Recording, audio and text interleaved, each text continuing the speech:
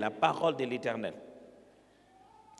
Et nous sommes arrêtés hier en se disant, on cherche à cette question, on cherche quoi, on cherche qui? On cherche la chose qui trouble l'esprit de l'homme. C'est-à-dire que quand on cherche dans la prière, deux fois on ne cherche pas dehors. Quand on cherche dans la prière, deux fois on cherche à l'intérieur de nous. C'est-à-dire quelque chose nous trouble nous. Quand tu es en train de prier, tu ne cherches pas que quelque chose se passe chez Dieu ou quelque chose se passe dans ta vie ailleurs. Tu cherches à aligner quelque chose que tu ne perçois pas très bien. Père, c'est comme si tu veux faire quelque chose dans ma vie. Je te cherche, fais-moi comprendre. Vous savez, les psalmistes disaient ça. Je te cherche, fais-moi connaître tes voies. Dans la prière, quand on entre dans les champs de prière qu'on appelle chercher, on est en quête aussi de la volonté de Dieu qui est en réalité déjà inscrite en nous, qu'on veut saisir en réalité. On est en train d'aligner sa pensée à la pensée de Dieu.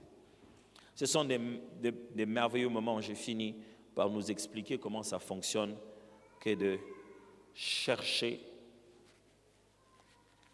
Avant de parler des frappés aujourd'hui,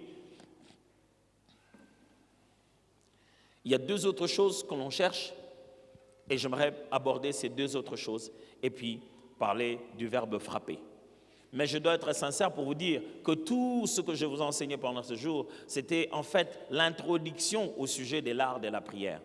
Ce que j'avais prévu de parler avec vous, c'était de vous parler de l'art de l'adoration, de l'art de l'invocation et de l'art de l'intercession, qui sont trois genres de types de prières que nous faisons très souvent, comprendre avec précision comment on entame cela. Je n'ai pas eu l'intention de ralentir ça pour que je me fasse inviter la prochaine fois. Mais je pense simplement que ce qui doit être dit par l'Esprit, c'est ce qui doit être dit, et non pas toute la matière qu'on a prévue. Ça va? Amen. Mais ça fait quand même que la prochaine fois, on va m'inviter pour que je vienne finir ça. Non, c'est pour rire, en fait. Allez, maintenant on commence par le voisin. Lesquels de voisins vous avez aujourd'hui? Regardez-les bien. Est-ce que c'est le même? Qui a eu le même voisin qu'hier? Peut-être qu'on est en train de te poursuivre. Hein? Non, c'est pour rire, vous en faites pas. Vous avez eu exactement le même voisin qu'hier? Il n'est ni votre mari, ni votre femme, ni votre frère, ni votre soeur. Levez encore bien la main, je veux voir où est-ce que vous êtes. Le même voisin. Ah, waouh, c'est drôle. Ah, les choristes, allez, vous êtes tout le temps. Vous êtes tout le temps ensemble. Alors, vous avez un nouveau voisin aujourd'hui, donc demandez-lui comment il va, comment ça va.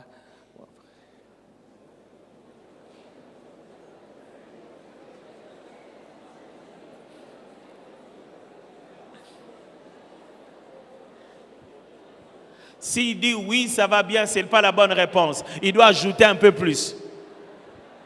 Sinon, tu vas lui poser toutes les questions de Westaf. Et la maison, ça va? Et les assiettes, ça va? Et ça va? Ne dis pas seulement oui, ça va. Oui, je vais bien. Ça fait quand même un peu fatigué. J'aimerais vous demander d'acclamer parce qu'aujourd'hui, ça fait 20 jours qu'on est fait dans les 40 jours. N'est-ce pas? Ça fait 20 jours. On a déjà fait la moitié et on est vivant. Amen. Donc, à partir d'aujourd'hui, on a recommencé à 0. On va reprendre 20 seulement, n'est-ce pas? Donc, vous oubliez déjà les temps passés. On est en train de faire maintenant 20 jours de prière. Waouh, c'est fantastique ça. C'est super. Alors, demandez au voisin des devants comment il s'appelle, parce que c'est son nom qu'on va crier tout à l'heure. Voisin des devants. Les gens de la première chaise, quand j'ai dit voisin des devants, ils sont perdus chaque fois.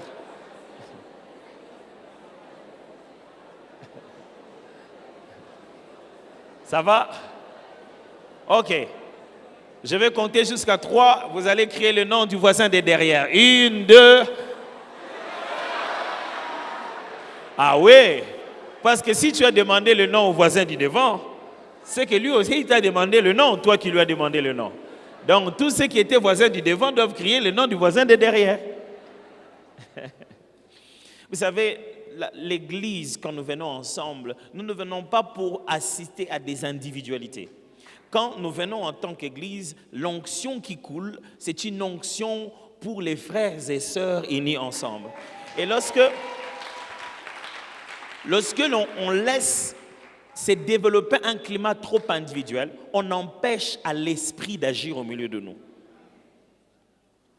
Et il faudrait que tu sois rassuré que celui qui est à tes côtés, c'est ton frère et c'est ta sœur. Si on se soupçonne les uns les autres, si on regarde ton voisin, il est suspect. Si nous sommes dans un endroit de soupçon, ce n'est plus l'assemblée des dieux.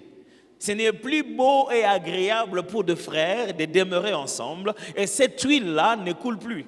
Il est important de se rassurer qu'on est entouré des frères et des sœurs, des gens qui peuvent prier pour toi si quelque chose arrive, des gens qui vont chercher le Seigneur réellement, sincèrement dans leur cœur en ta faveur. C'est comme ça que fonctionne l'Église. Et puisque chacun de nous arrive à une heure différente, de fois on commence la prière, les autres étaient en train de prier déjà, vous venez, ils priaient, vous n'avez même pas eu le temps de les saluer, de savoir comment ça va et de connecter. C'est très important de connecter.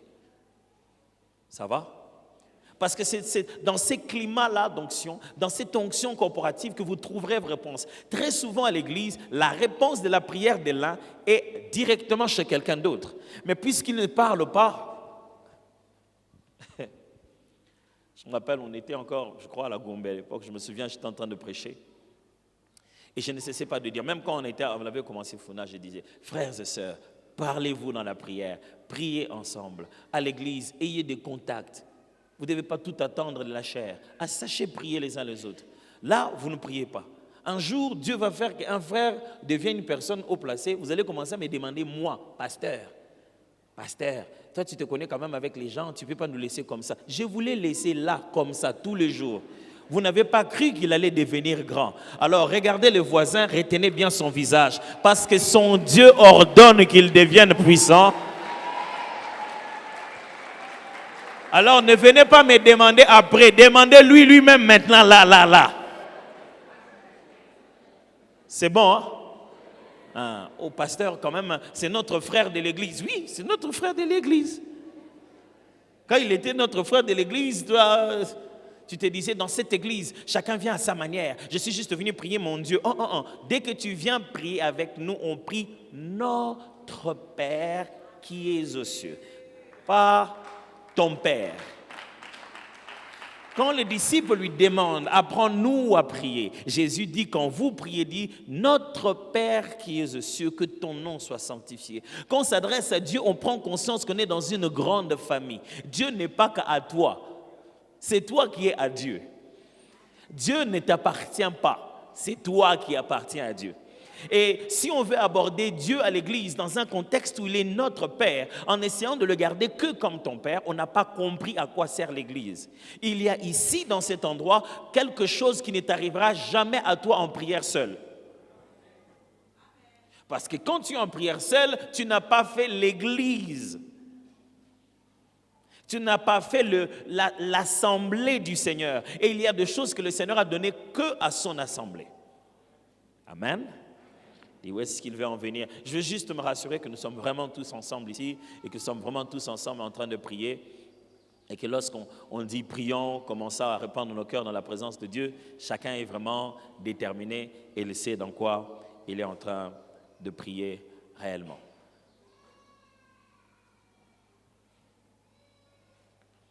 Alors, on cherche quoi?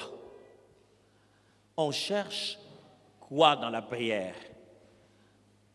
J'ai dit, on cherche la face de Dieu, on cherche la pensée ou la volonté de Dieu, on cherche la chose qui trouble l'esprit de l'homme, notre esprit. Donc, on cherche, numéro 4, on cherche les pièges de l'ennemi. Lorsque vous entrez dans cette forme de prière appelée « chercher », vous êtes en train de prier, vous êtes en train de scanner les terrains pour essayer de savoir où se trouve le piège de l'adversaire. Prier en recherche, c'est comme entrer dans une nouvelle chambre et lancer la reconnaissance s'il n'y a pas de caméras cachées. La vie chrétienne, c'est vie telle que nous avons des projets et l'ennemi aussi a des projets. Et ces projets, c'est quoi? C'est déranger les nôtres. Ces projets, c'est quoi? C'est faire en sorte que Dieu puisse regretter d'avoir des gens comme nous. Le diable sait qu'il a perdu son rang. Il veut se rassurer que nous aussi, nous puissions perdre notre relation avec Dieu. Et en tant que serviteur, en tant qu'enfant de Dieu, quand vous faites votre parcours dans le chemin, ne soyez pas ignorant de l'adversité. Ne fonctionnez pas tête baissante, dira, dans tous les cas, le Seigneur lui-même me protégera. Non. Quand vous avancez, vous commencez à vous dire, il y a quelque chose qui ne marche pas. La vitesse avec laquelle je cours, je ne peux pas être ici. Les efforts déjà investis ne peut pas donner ça comme résultat. Le Dieu qui a déjà dit la parole, ça ne peut pas être comme ça. Il y a un blocage quelque part. Il y a, frères et sœurs, je vais vous dire quelque chose. Dieu peut t'avoir fait la promesse, il a même libéré la promesse. Mais à ton niveau, à toi, il y a un blocage qui t'empêche de vivre ça. C'est ça même toute la raison des 21 jours de jeûne de Daniel. Daniel a lu le livre de Jérémie qui avait déjà dit qu'après 70 ans d'exil, il devait rentrer. Il regarde la date, il regarde le temps, il dit on est déjà à la période où la parole devait s'accomplir. Quelque chose bloque. Il ne savait pas ce qui bloquait. Et Daniel a commencé à prier 21 jours. C'est seulement après que l'ange vient lui dire qu'est-ce qui avait bloqué. Il dit, j'étais déjà envoyé dès le début de ta prière. Mais j'ai rencontré ici le prince de Perse. On a dû se battre, Michael a dû venir. C'est-à-dire, l'endroit où vous êtes en train de vivre, on avait interdit tout accès à la visitation divine. Est-ce que quelqu'un me suit très bien? Quand tu commences à faire de prières qu'on appelle le chercher, tu es en train de faire de prières où tu ouvres ton intelligence, ton esprit, c'est-à-dire tu prends conscience du fait que l'adversité est possible et tu es capable de reconnaître où se cache l'ennemi, dans quoi le diable a piégé la chose. Parce que toute la force de Satan, c'est de se cacher. Le diable est fort quand il se cache. Ah, vous êtes-vous déjà battu avec quelque chose dans la nuit? Vous savez, quand il fait noir, quelque chose te passe au pied. Quelque chose. Quelle est ta réaction? Non, c'est rien. Ah! Quelque chose se passe au pied la nuit. Quelque chose me passe au pied. Quand tu allumes comme ça, un papier seulement. La Bible appelle Satan le prince des ténèbres. Le prince des ténèbres, ça ne veut pas dire quelqu'un qui règne dans un monde appelé le monde des ténèbres. Non, le mot prince des ténèbres est un langage idiomatique grec qui signifie celui qui règne à travers l'ignorance des autres. Son équivalent ou son opposé, c'est fils des lumières, c'est-à-dire celui qui a l'influence par sa connaissance. Alors le prince des ténèbres, ce n'est pas pour dire que Satan est prince dans un royaume appelé ténèbres. Qui est le roi des ténèbres alors? Ça signifie ceci, le diable prend de plus en plus d'autorité quand il agit sans qu'on l'appelle diable. Je vais me répéter. Quand on ne l'a pas encore appelé diable, il est beaucoup plus à l'aise et il agit mieux. Quand on lui donne tout autre nom, sauf le nom de ce qu'il est vraiment, là il agit bien. Quand le diable est quelque part où on ne sait pas que c'est lui qui agit, il agit encore mieux. Et quand le diable va vers quelqu'un qui ne connaît pas la vérité, il s'assied très bien.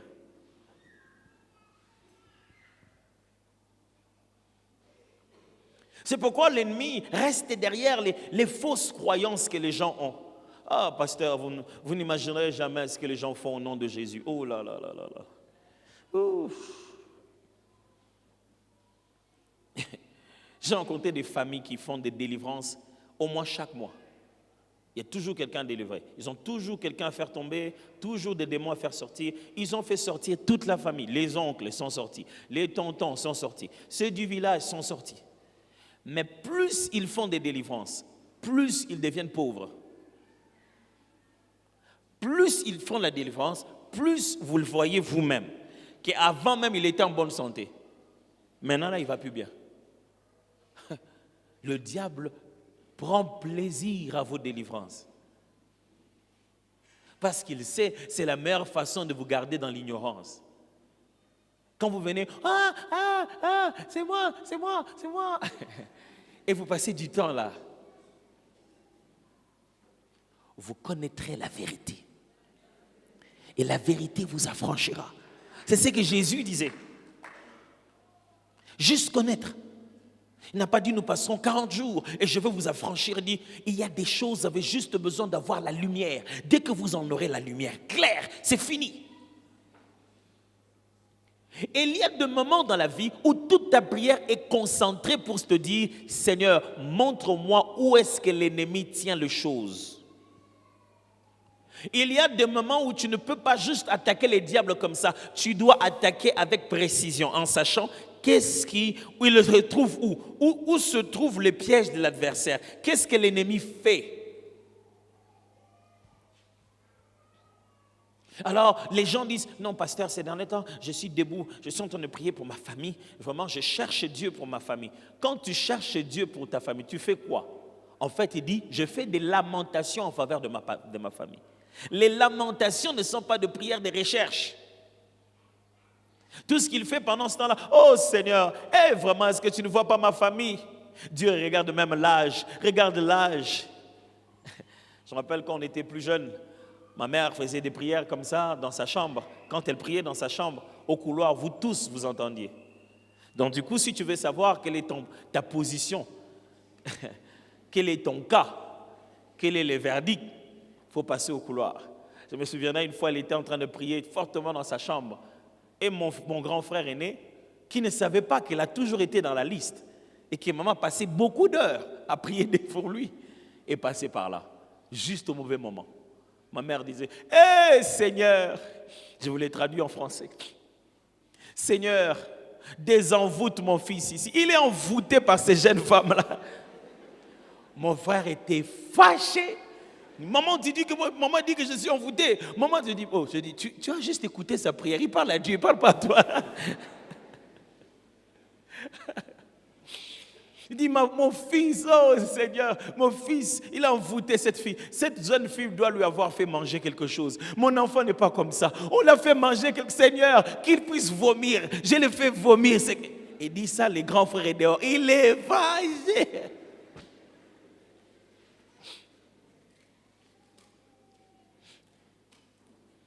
Il y a des plans et des projets de l'ennemi. Il y a quelque chose que Satan met sur le chemin. Mais celui qui est en train de faire la démarche de la recherche doit anticiper les pièges de l'adversaire. Personne ne va vouloir entrer dans une carrière en sachant que ça peut s'ébrouler. Quand tu veux aller creuser, tu dois te rassurer que tu as stabilisé le sol. Et que rien ne peut aller se casser là-bas et te brûler à l'intérieur. Celui qui est en train de faire de prières des recherches, c'est quelqu'un qui va à la recherche de la volonté de Dieu, à la recherche du plan de Dieu. Et dans l'exécution du plan de Dieu, tu dois savoir qu'il existe le plan du diable. Et le plan du diable, qu'est-ce qu'il fait? Première chose, il te ralentit. Il te fait passer du temps. Oh, ce que Dieu a dit dans ma vie, il va le faire. Oui, lui, il va faire sa part. Est-ce que toi, tu vas faire ta part? Attends.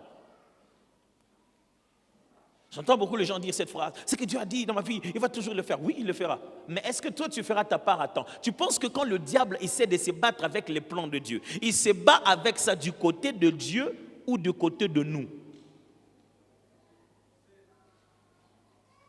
Il sait que dans cette collaboration homme et Dieu, si je dois faire échouer le plan, je ne pourrai pas arrêter Dieu. La seule personne que je pourrais arrêter, c'est l'homme. Imaginez que je prenne ce papier mouchoir, que je jette à mon frère Michael, c'est ça, on était avec lui ce matin, avec les jeunes. Que je le jette, il veut recevoir ça, un grand cadeau.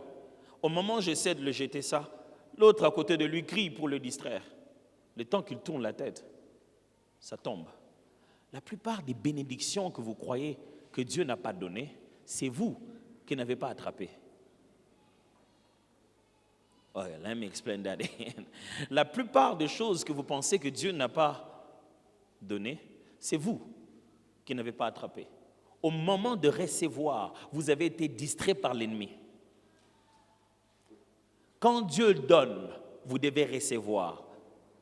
Recevoir, c'est une toute autre chose, très différente de demander. Et beaucoup de gens ne savent pas comment recevoir. Et quand le diable voit que la réception arrive, c'est là-bas qu'il va aller arrêter. Parce que ça, c'est déjà libéré. C'est là-bas qu'il va te distraire avec tes réceptions. Tu reçois ça et tu vilipendes ça comme ça. Là, tu dépenses ça comme ça de la mauvaise manière. Et puis voilà, finalement, tu n'as même pas reçu la joie, le bonheur de ça. Et l'ennemi prépare au coin de la route. Il sait que quand il finit sa prochaine étape, moi, je vais la voir juste là-bas. Je prie Dieu que pendant ces 40 jours, tu puisses déjouer tout le petit plan de l'ennemi qu'il a caché dans des petits endroits. Quand vous commencez à faire de prières, des recherches, la première des choses qui va arriver dans votre esprit, c'est un esprit de discernement. Votre degré de discernement va monter. Vous allez commencer à constater des détails que vous ne constatiez pas avant. Juste comme ça, vous dites, pourquoi il fait seulement que je vienne aujourd'hui? Avant, il t'aurait appelé, tu n'aurais rien senti. Tu te dis, pourquoi seulement maintenant? Pourquoi seulement aujourd'hui? Tu vas commencer à te poser la question. On dirait que chaque fois que mon mari et moi, on se chamaille, c'est cyclique. Ça revient toujours dans une saison. Tu vas commencer à te rendre compte, vous ne vous chamaillez jamais. Il y a toujours une petite souris qui vient, qui souffle le moment de votre bénédiction pour que vous puissiez vous partager comme ça, chacun dans sa tête ailleurs. Et à ce moment-là, ça passe. Celui-ci a eu l'argent, la prime en question, parce qu'il était fâché. Lui-même, il a acheté 4 vestes de $500. Ça fait combien? Ça fait l'argent pour commencer le commerce. 4 vestes. 4 vestes de $500. Ça, c'est l'argent de la dot, non? N'est-ce pas? Mais c'est pourquoi les fiançailles continuent à durer. Parce que chaque fois qu'il va avoir de l'argent, c'est à ce moment-là que vous faites une pause. Parce que vous vous êtes chamaillé. Écoutez-moi, deux fois on ne se chamaille pas. Quelqu'un nous a fait chamailler. C'est quand tu commences à chercher et tu commences à te dire quelque chose ne va pas. C'est là que ton esprit devient disponible à remarquer. Écoutez-moi bien, il y a certains types d'adversaires que Dieu ne vous laissera jamais voir si vous n'êtes pas prêt. Vous n'êtes pas prêt à voir ce genre de personnes. Je vais répéter ça. Il y a des gens que Dieu ne vous laissera jamais voir. Si dans votre esprit, vous n'êtes pas préparé à vous dire, Seigneur, qui que ce soit, dis-moi c'est quoi. Où que ce soit, dis-moi c'est quoi. Il y a des gens, le jour où Dieu t'ouvre les yeux, tu te dis, Dieu, lui vraiment, jamais je ne peux pas croire. Et il regarde et dit, il ne peut pas croire, ça ne marchera pas. Je prie Dieu que pendant ces 40 jours, les petits pièges que les gens ont fait des réunions, les gens qui se parlent inbox, pendant que tout le monde est dans le groupe, que Dieu déjoue tous les plans que les gens ont cachés derrière. Vous savez, quand vous commencez à faire des prières, des recherches, votre esprit devient disponible au point où Dieu peut vous faire une chose sans que vous puissiez vous en rendre compte. C'est-à-dire qu'au moment où tu ne voulais même pas, tu te dis, bon, je vais appeler un peu Sébastien. Séba, comment tu vas? Dès que tu l'appelles, tu entends quelqu'un d'autre parler à côté de lui. Il dit, qui j'entends là? C'est José. Tu sais que tu as entendu la voix de José. Et de tout le temps, tu n'as jamais su que José et Sébastien se parlent derrière. Et quand ils viennent en réunion, ils viennent comme s'ils sont des opposés. Mais ils organisent un plan toujours derrière toi. Pourquoi tu as appelé à cette heure-là, à ce moment-là? Quand tu fais des prières de recherche, tu deviens plus sensible à la direction de Dieu sur tout ce qui est comme un plan contre toi. Dieu te fait faire. J'aime quand Dieu me parle, quand Dieu me montre des choses, mais j'aime surtout quand le plan de Dieu fonctionne en moi sans que moi-même je ne puisse savoir ce que j'étais en train de faire.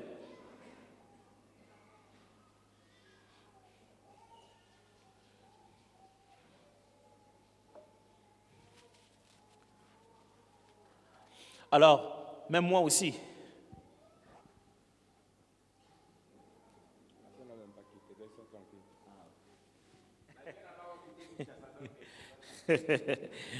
Parce que je suis censé, en descendant de la chair, entrer directement dans l'avion. Alors, il voulait me tranquilliser que l'avion n'a pas encore quitté Kinshasa, que je peux prêcher calmement.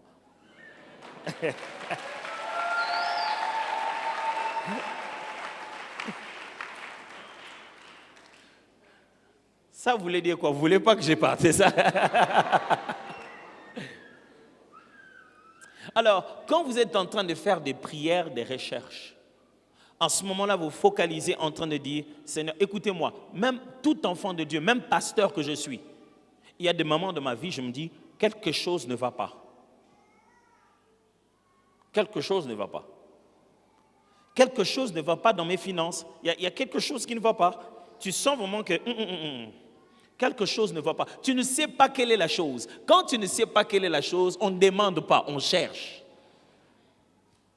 Et quand je vous ai parlé de chercher, c'est des gens de prière intentionnelle. Je vous ai expliqué la différence entre veiller et jeûner. Quand je sais que ça ne va pas, je commence à faire les types de prières intentionnelles à la recherche de ce qui ne va pas.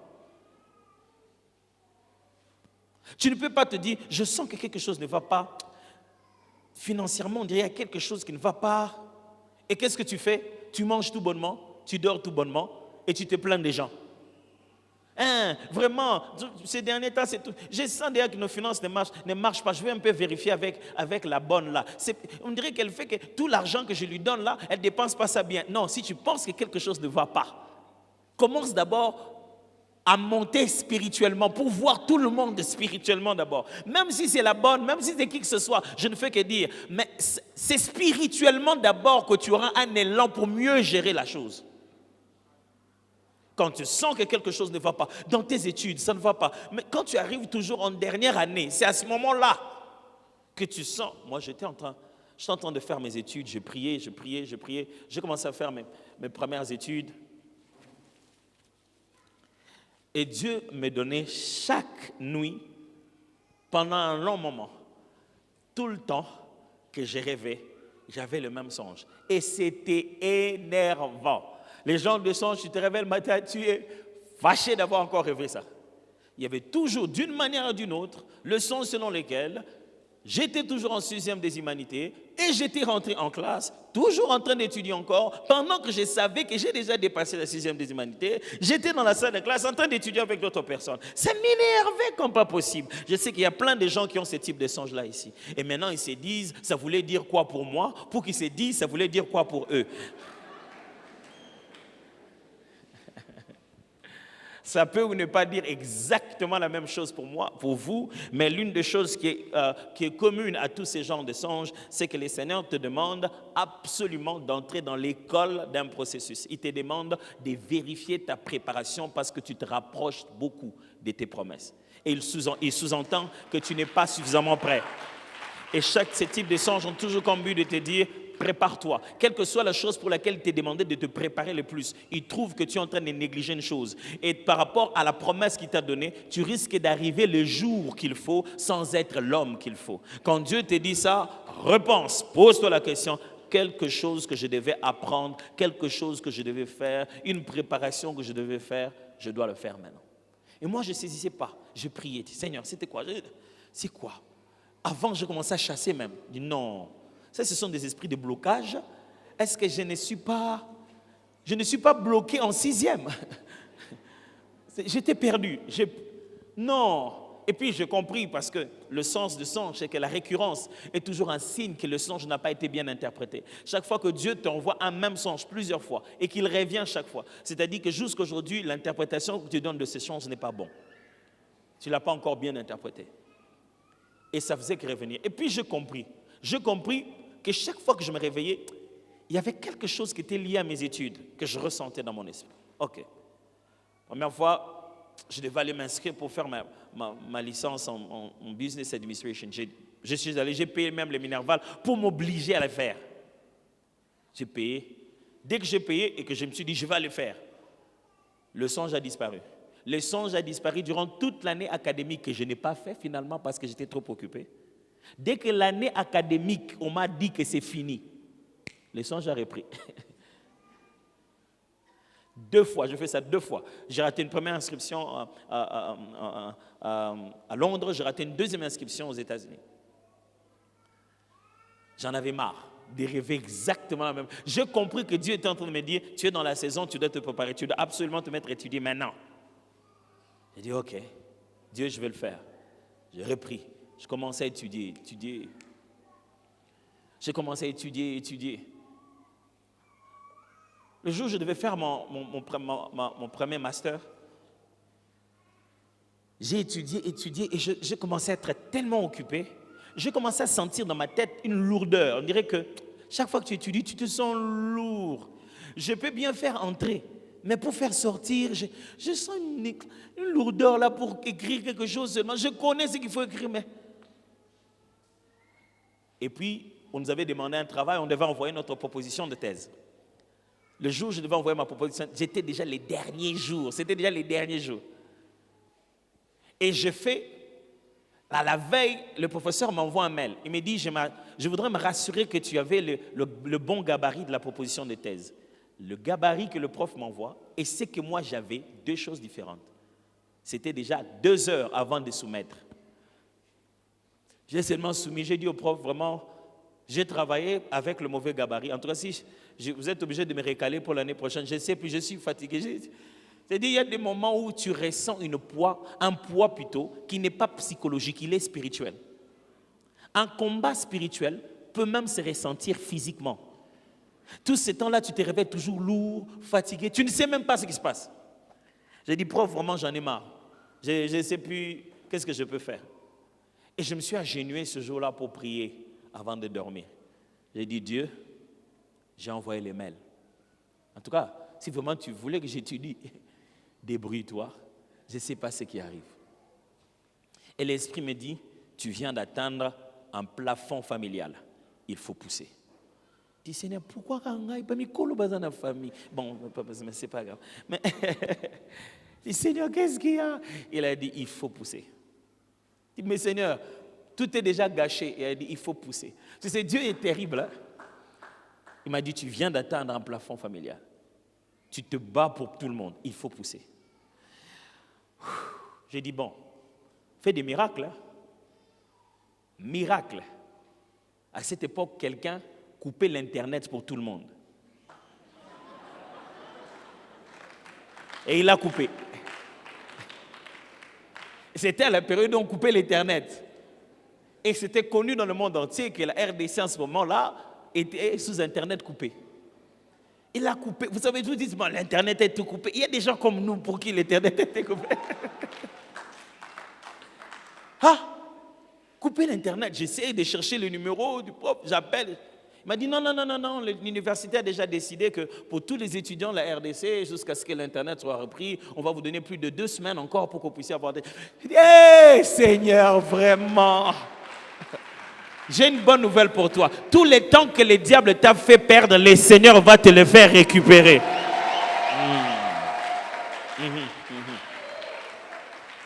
Ces jours-là, j'ai pris conscience que je n'étudiais pas que pour moi. Qu'il fallait absolument finir d'étudier parce qu'il y avait un géant à faire tomber. Ça m'a donné une autre raison d'étudier. Je commençais à étudier. J'ai travaillé dur, j'ai soumis mon histoire. Quand j'ai fini de soumettre mon histoire, on est venu, on m'a fait ma première collation de grade. Oups, ça fait un réveil dans toute ma famille. Mon frère, l'un de mes frères aînés, a repris ses études. Tout le monde. Du coup, ça fait traverser à tout le monde quelque chose de profond. Mes amis, quand le Seigneur vous montre les pièges de l'ennemi, vous allez rire de vous-même. Vous allez vous dire, c'est vraiment de ça que j'avais peur. C'était vraiment ça.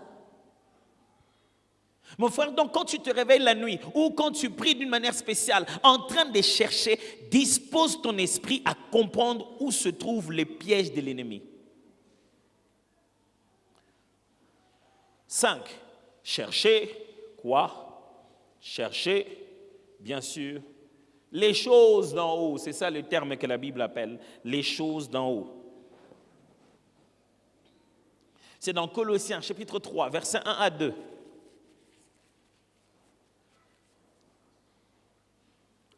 Si donc vous êtes ressuscités avec Christ, cherchez les choses d'en haut, où Christ est assis à la droite de Dieu.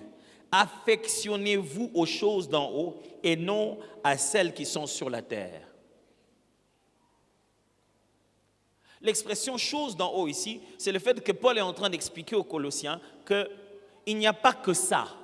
il n'y a pas que ce que l'on voit. Il existe d'autres richesses qui nous attendent lorsque nous serons au ciel. Mais il existe aussi d'autres richesses qui sont spirituelles et immatérielles.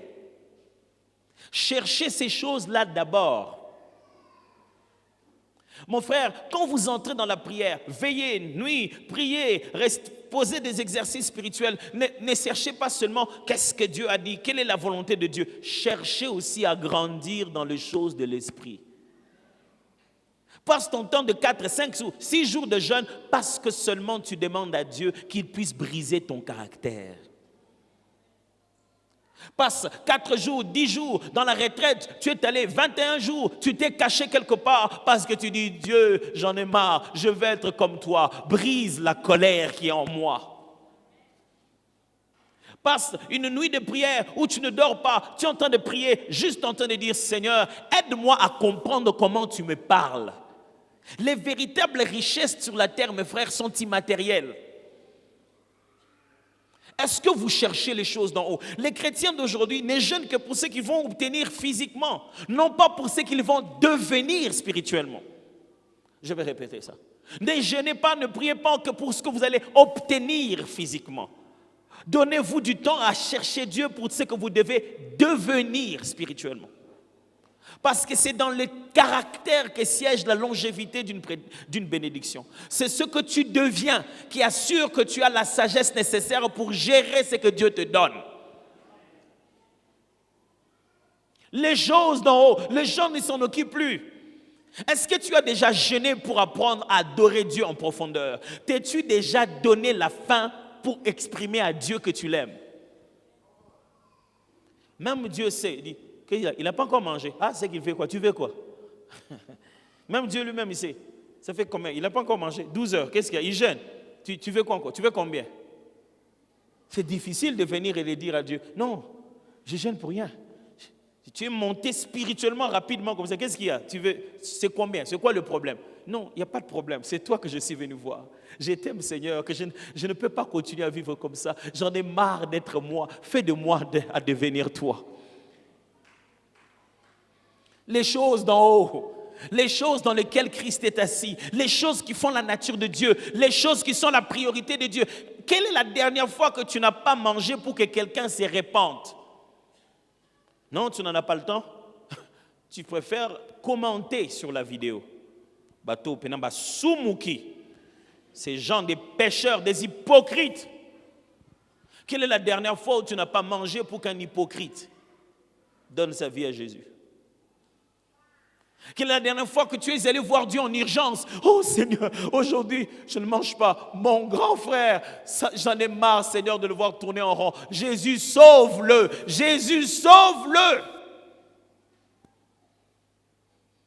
Est-ce que les choses qui font pleurer le cœur de Dieu font aussi pleurer votre cœur? Est-ce que les choses d'en haut vous intéressent? Est-ce que votre prière n'est que basée que sur la recherche de votre intérêt personnel ou c'est basé sur le royaume? C'est ce qu'il faut chercher premièrement. Quand on dit, la Bible dit chercher premièrement le royaume et la justice de Dieu, les gens pensent que devenez d'abord chrétien et les autres choses seront données par-dessus. Non, ça signifie chercher d'abord les choses qui font l'intérêt de Dieu et Dieu se rassurera de vos intérêts. Le royaume et la justice, ce n'est pas une chose que tu obtiens seulement comme ça. Non, il dit, vivez votre vie de sorte à vous rassurer que les règnes de Dieu fonctionnent comme ça sur la terre et que les choses marchent dans la droiture selon que Dieu l'a voulu. Que ça soit votre véritable motivation première et les restes vous seront donnés par-dessus.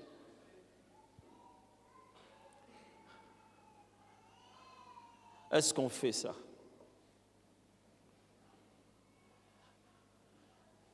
Est-ce que les intercesseurs se rencontrent pour prier? Vous savez, pasteur, quand les intercesseurs n'ont plus de sujet de prière, ils se mettent à colporter.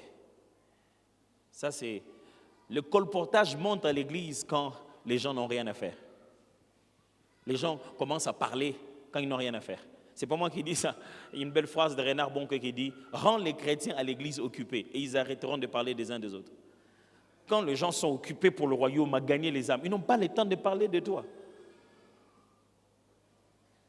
Quelle est la dernière fois où les intercesseurs sont venus? Quel est le sujet de prière de l'église? Il n'y en a pas. Mais chaque fois qu'on courbe, on voit toujours des jeunes filles là-bas en train de faire la prostitution. Est-ce qu'on peut donner notre jeûne d'aujourd'hui à jeûner pour quelqu'un dont je ne connais même pas le nom? Ça, c'est quelque chose qui est un sérieux problème, surtout chez nous en Afrique. On a la grande joie de dire, ah, l'évangéliste, un tel était venu. Qui l'ont envoyé ici? Ce sont ses frères, hein, aux États-Unis, qui étaient en train de prier en disant, oh Dieu, sauve l'Afrique. Seigneur, les gens en Afrique souffrent. Oh, on va prier, on va donner les moyens à l'évangéliste pour qu'il descende là-bas et puisse guérir les gens en Afrique au nom de Jésus. Mais le Dieu qu'il prie là-bas, c'est lequel? Ce n'est pas le même que nous avons. Et vous avez entendu dire que chez eux, dans leur église d'où il vient, il avait fait des grandes campagnes de miracles à l'intérieur. Il y a une onction de votre pasteur que vous ne verrez jamais dans cette église, jusqu'à ce que vous le mettiez sur un podium dans un public. Parce qu'ici, il est pasteur. Sur ce podium-là, il est évangéliste. Oh, là, maintenant, je vous choque, hein? Pourquoi? Parce qu'il n'y a pas de cœur pour les perdus. Quelle est la dernière fois que les choses d'en haut ont été l'objet de votre recherche? Papa Alain avait l'habitude de me dire, lis la Bible comme quelqu'un qui a perdu quelque chose dedans. Effectivement, c'est comme ça qu'il lisait lui-même. Une fois, je devais aller le remplacer pour aller prêcher quelque part. Il m'appelle, attends, tu es où? J'ai dit, papa, je suis à l'INA. Il était déjà 15 heures. Il m'a dit, je devais prêcher à J33, mais je pense que je voudrais que toi, tu puisses prêcher là-bas. Il m'a dit, son chauffeur Roger est par là, il va venir te déposer. Ok. J'ai dit, mais papa, j'étais chez lui en train de prier. J'ai dit, je peux prendre ta Bible parce que je suis sorti avec rien. Il dit, ok, vas-y, prends la Bible. J'ai pris sa Bible. J'étais allé à l'INA avec un polo qui me ressemblait et des sandales qui me ressemblaient. Et c'est seulement plus tard que j'ai appris que les pantalons jeans que je portais, c'était des jeans de femmes. Je ne comprenais pas pourquoi c'était stretch. Heureusement que c'était à l'époque. Lélo. Ah!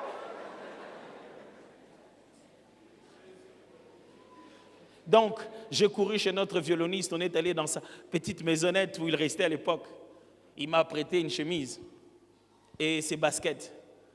J'ai plié les manches. J'ai bien mis ça dans mon pantalon que vous connaissez. Et j'ai pris la Bible. J'ai lisé la Bible, papa Alain. Ouh!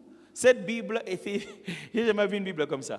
C'est une Bible super désordonnée. C'est-à-dire, dans cette Bible, on trace, on écrit. Dans sa Bible, il parle avec les gens de la Bible. Il dit, Paul, pourquoi tu as dit ça? Donc, sa Bible, c'est une sorte de labyrinthe. J'ai dit, mais c'est quel genre de Bible? Tu vois qu'il est occupé avec sa Bible. Les pages sont déjà coupées, mais tu sens que cette Bible est utilisée.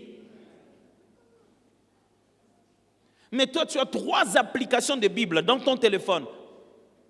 Mais si je regarde les statistiques de ton téléphone, maintenant, si tu me le donnes, je vais regarder les statistiques. Ça me dira quelle est la chose que tu as regardé le plus. Tu n'as jamais su, hein? N'importe quel téléphone. Si je le prends, je vais voir tout ce que tu as utilisé pendant la journée d'aujourd'hui et sur laquelle des choses tu étais le plus et combien de minutes tu étais dessus. Je suis déjà presque sûr, tu étais plus longtemps sur WhatsApp, puis après Facebook et TikTok, après viendra peut-être par hasard, par la grâce de Dieu, quelque chose d'assez intéressant parce que le 3e normalement c'est YouTube. Il lisait la Bible, il passait des mois, j'ai appris ça de lui, il passait des mois de prière, il n'a rien à voir, il ne demande pas d'argent, il n'a rien à faire. Il veut juste connaître Dieu autrement. Une fois, il nous racontait l'histoire où, justement, quand il a écrit les chants qui font le processus du tabernacle, c'est-à-dire sanctuaire, parvis et tout ça. Il a dit pendant qu'il était en prière et la nuit, il était dehors. Nous, on n'arrivait pas à prier dehors chez lui parce qu'il avait un petit chien qui était très colérique. Donc, il était le seul à prier dehors. Nous, on priait à l'intérieur. Alors, il a prié. Un jour, pendant qu'il priait, il est tombé en extase. Pendant de longues heures, il ne bougeait pas. Et le Seigneur l'a pris. Et il l'a amené dans un lieu où ils étaient en train de se promener. Il regardait les colonnes, il regardait les endroits. Il dit, mais je suis où ici? Il dit, je suis dans le parvis. Et il l'amène dans le Saint de Saints, il s'assoit et il commence à manger. Il a dit, j'ai mangé des choses qui n'existent pas sur la terre. Et on a mangé. Et il a dit, quand on a fini à table, l'ange qui m'avait accompagné me dit, rentre. Il dit, j'ai dit, où? Là-bas. Pardon, jamais. Moi, j'ai resté ici. Il a dit, il m'a souri. Il a dit, ton temps n'est pas encore arrivé. Tu dois rentrer. Il dit, non, Seigneur, non. Non, pardon, Seigneur, je vais rester ici. Quelle belle expérience, n'est-ce pas? Toute la vie n'est pas que voiture, bénédiction, argent. La vie, c'est aussi accéder dans les choses d'en haut. Il faut chercher les choses d'en haut.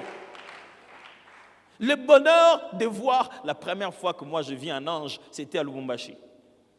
On était venu avec les Gaëls pour une prestation. Je me souviens, ça fait longtemps. La personne qui nous avait même invités pour cette prestation, à la veille de notre arrivée, toute sa maison s'est brûlée. Et on est allé, on nous a placés dans un endroit qu'on n'avait jamais pensé qu'on pouvait être. C'était un concert combat. Et je suis entré, je priais, j'ai dit, Seigneur, qu'est-ce qu'il y a? Et puis je prie, quand je finis de prier, je m'endors un peu pour me reposer. Pendant que je m'endors pour me reposer, j'entends quelqu'un qui vient dans un couloir, là où il y avait notre chambre. Je pouvais l'entendre, comme si j'étais éveillé, comme si je dormais. Et puis ma porte était fermée, mais il ouvre. Il entre, je le vois, je le tourne, je le regarde. Je dis, vous n'êtes pas dans la bonne chambre. Votre chambre, la chambre que vous devez être, c'est là-bas. Il me regarde, il sourit, et puis il part. Et puis, je fais comme si je m'endors. Et puis je me réveille, je dis, non.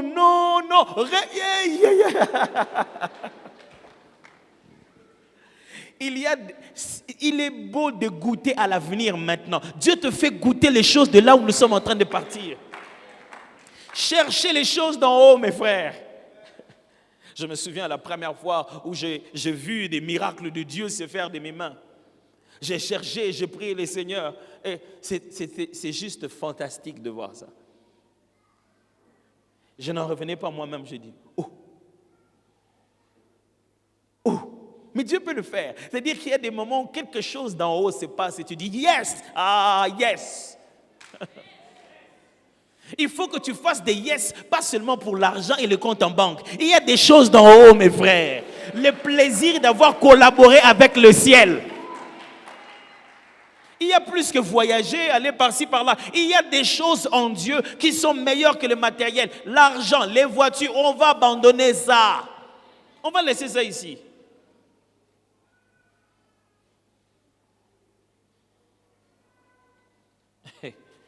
Je me souviens une fois, j'étais en train de... J'aime bien raconter cette histoire parce qu'elle est vraiment... Elle m'avait beaucoup fait rire. On était dans une session de prière et je priais avec quelqu'un. Et pendant qu'on priait, le Seigneur m'a donné une vision et je lui ai parlé. Je lui ai dit, écoute, le Seigneur me parle de quelqu'un comme ça. Imaginez-vous par exemple, je vais donner un exemple peut-être banal. Disons que, quel est le diminutif? Comment les gens appellent, quand quelqu'un s'appelle Kabangu, on le diminue ça comment? Kaba. Maintenant, quand il est jeune, il enlève Kaba, il devient Kabins. Alors, ça c'est un exemple pour comprendre ce que je vais expliquer tout à l'heure. Et pendant qu'on priait, je parlais à la dame qui était là, je dis, voilà ce que le Seigneur me montre. C'est là, au sujet de c'est là. Et je lui ai cité le nom, pas Kabins, je lui ai cité le nom Kabangu, d'un membre de sa famille, d'un de ses oncles. Je parlais avec elle, je priais avec. Et puis je dis, tu vois de quoi je parle? Il dit, je n'ai pas d'oncle qui s'appelle Kabangu. J'ai dit, c'est pas grave. J'ai continué à parler, et j'ai fini de le parler. J'ai dit, écoute, j'ai dit, mais Seigneur, on a continué la prière. Et puis j'ai tourné, j'ai dit, Seigneur, c'est toi qui m'as parlé.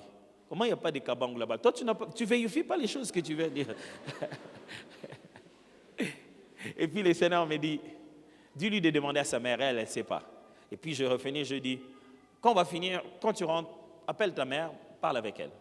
C'est fini. Vous savez, dans le prophétique, des fois, vous pouvez paraître pendant un instant un aventurier. Si vous êtes là à la recherche de votre gloire, vous allez commencer toujours à exposer les vies des gens inutilement pour qu'on voie que vous êtes danger. Donc pendant cette réunion-là, je suis un aventurier qui a raconté des choses qui n'existent pas. Parce que je ne parle pas de la conscience de l'homme. Je parle de l'omniscience de Dieu. Ce que Dieu sait, tu peux ne pas en être conscient de le savoir au moment où moi j'en parle. Elle est rentrée 2 jours, elle a même oublié. Le jour où elle passe chez elle en famille en parlant avec sa mère. Et justement, maman, je voulais savoir, est-ce que nous on a vraiment un oncle qui s'appelle Kaban? On dit, mais l'oncle Kaban, c'est là que tu parles. C'est comme ça qu'il s'appelle. Dieu connaît les vrais noms que moi je ne connais pas. Ce n'est pas parce que toi tu ne sais pas que ton oncle s'appelle Kabangu que Dieu ne va pas l'appeler Kabangu.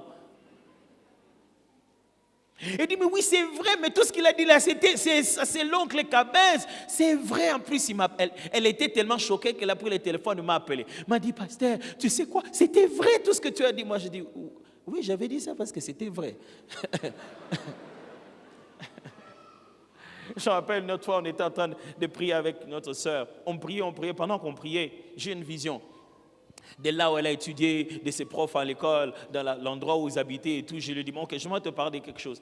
Quand tu étudiais en telle classe, en telle année, en telle ville, c'était même pas Kinshasa, tu étais en telle ville, il y avait telle chose, Mais regardez comme ça, là, venez pas dire, mais ce que tu dis là, c'est vrai, même les genres d'arbres là que tu dis, c'est vraiment comme ça. Mes frères et sœurs, il y a plus que novelas, il y a un autre camp spirituel dans lequel tu peux voir les choses.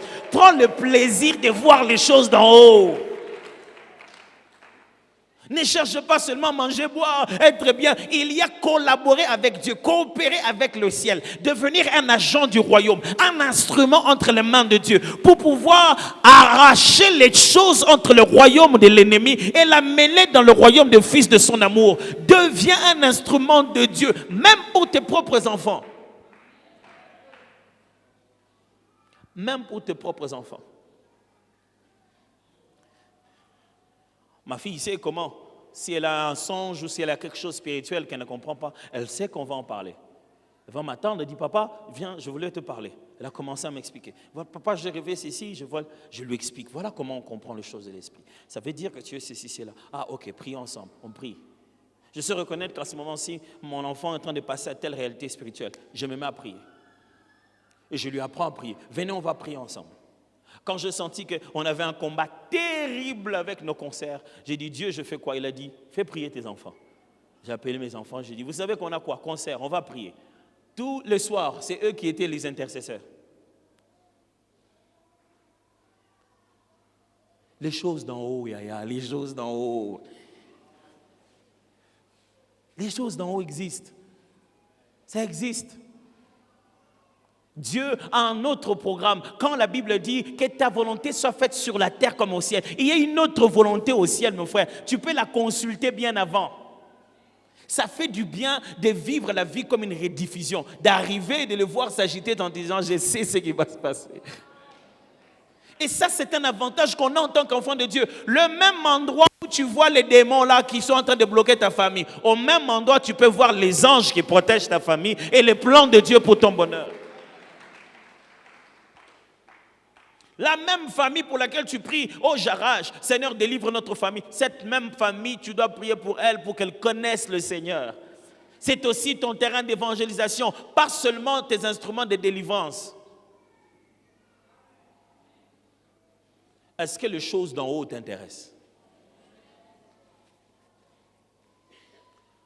J'aimerais vous défier, Église de Dieu, quand vous faites vos longs moments de prière, mettez les choses d'en haut dans la liste.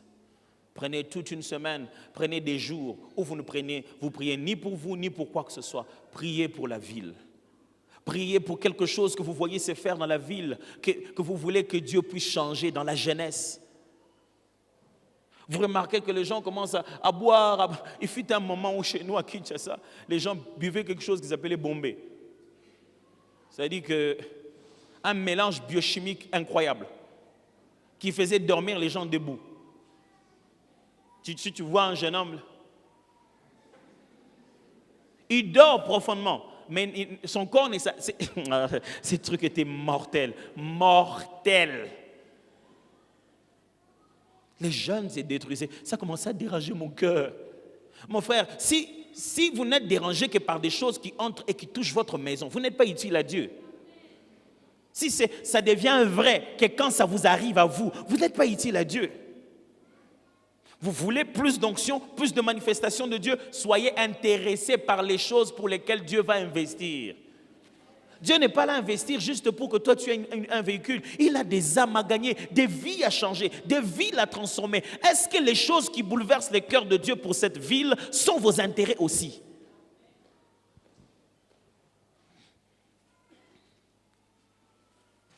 Ne restez pas là en train de vous dire, vraiment les jeunes filles ces derniers temps, elles s'habillent très mal, elles sont toutes vraiment, mon qu'il est bébé, le monde n'est plus comme avant. Et c'est ça la réaction.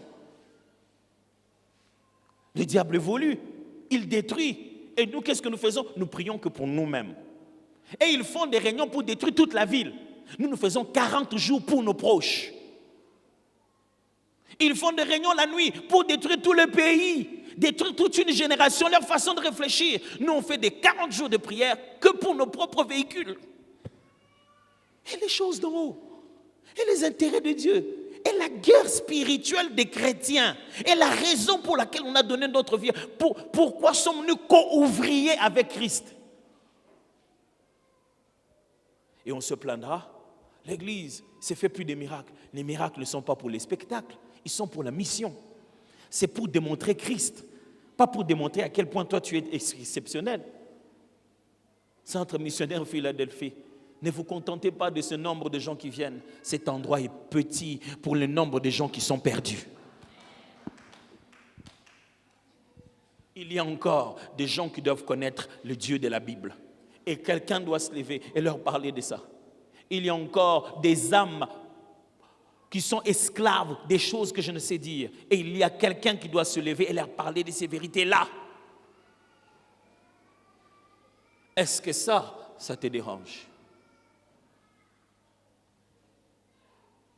Est-ce que ça te dérange? Troisièmement, frapper.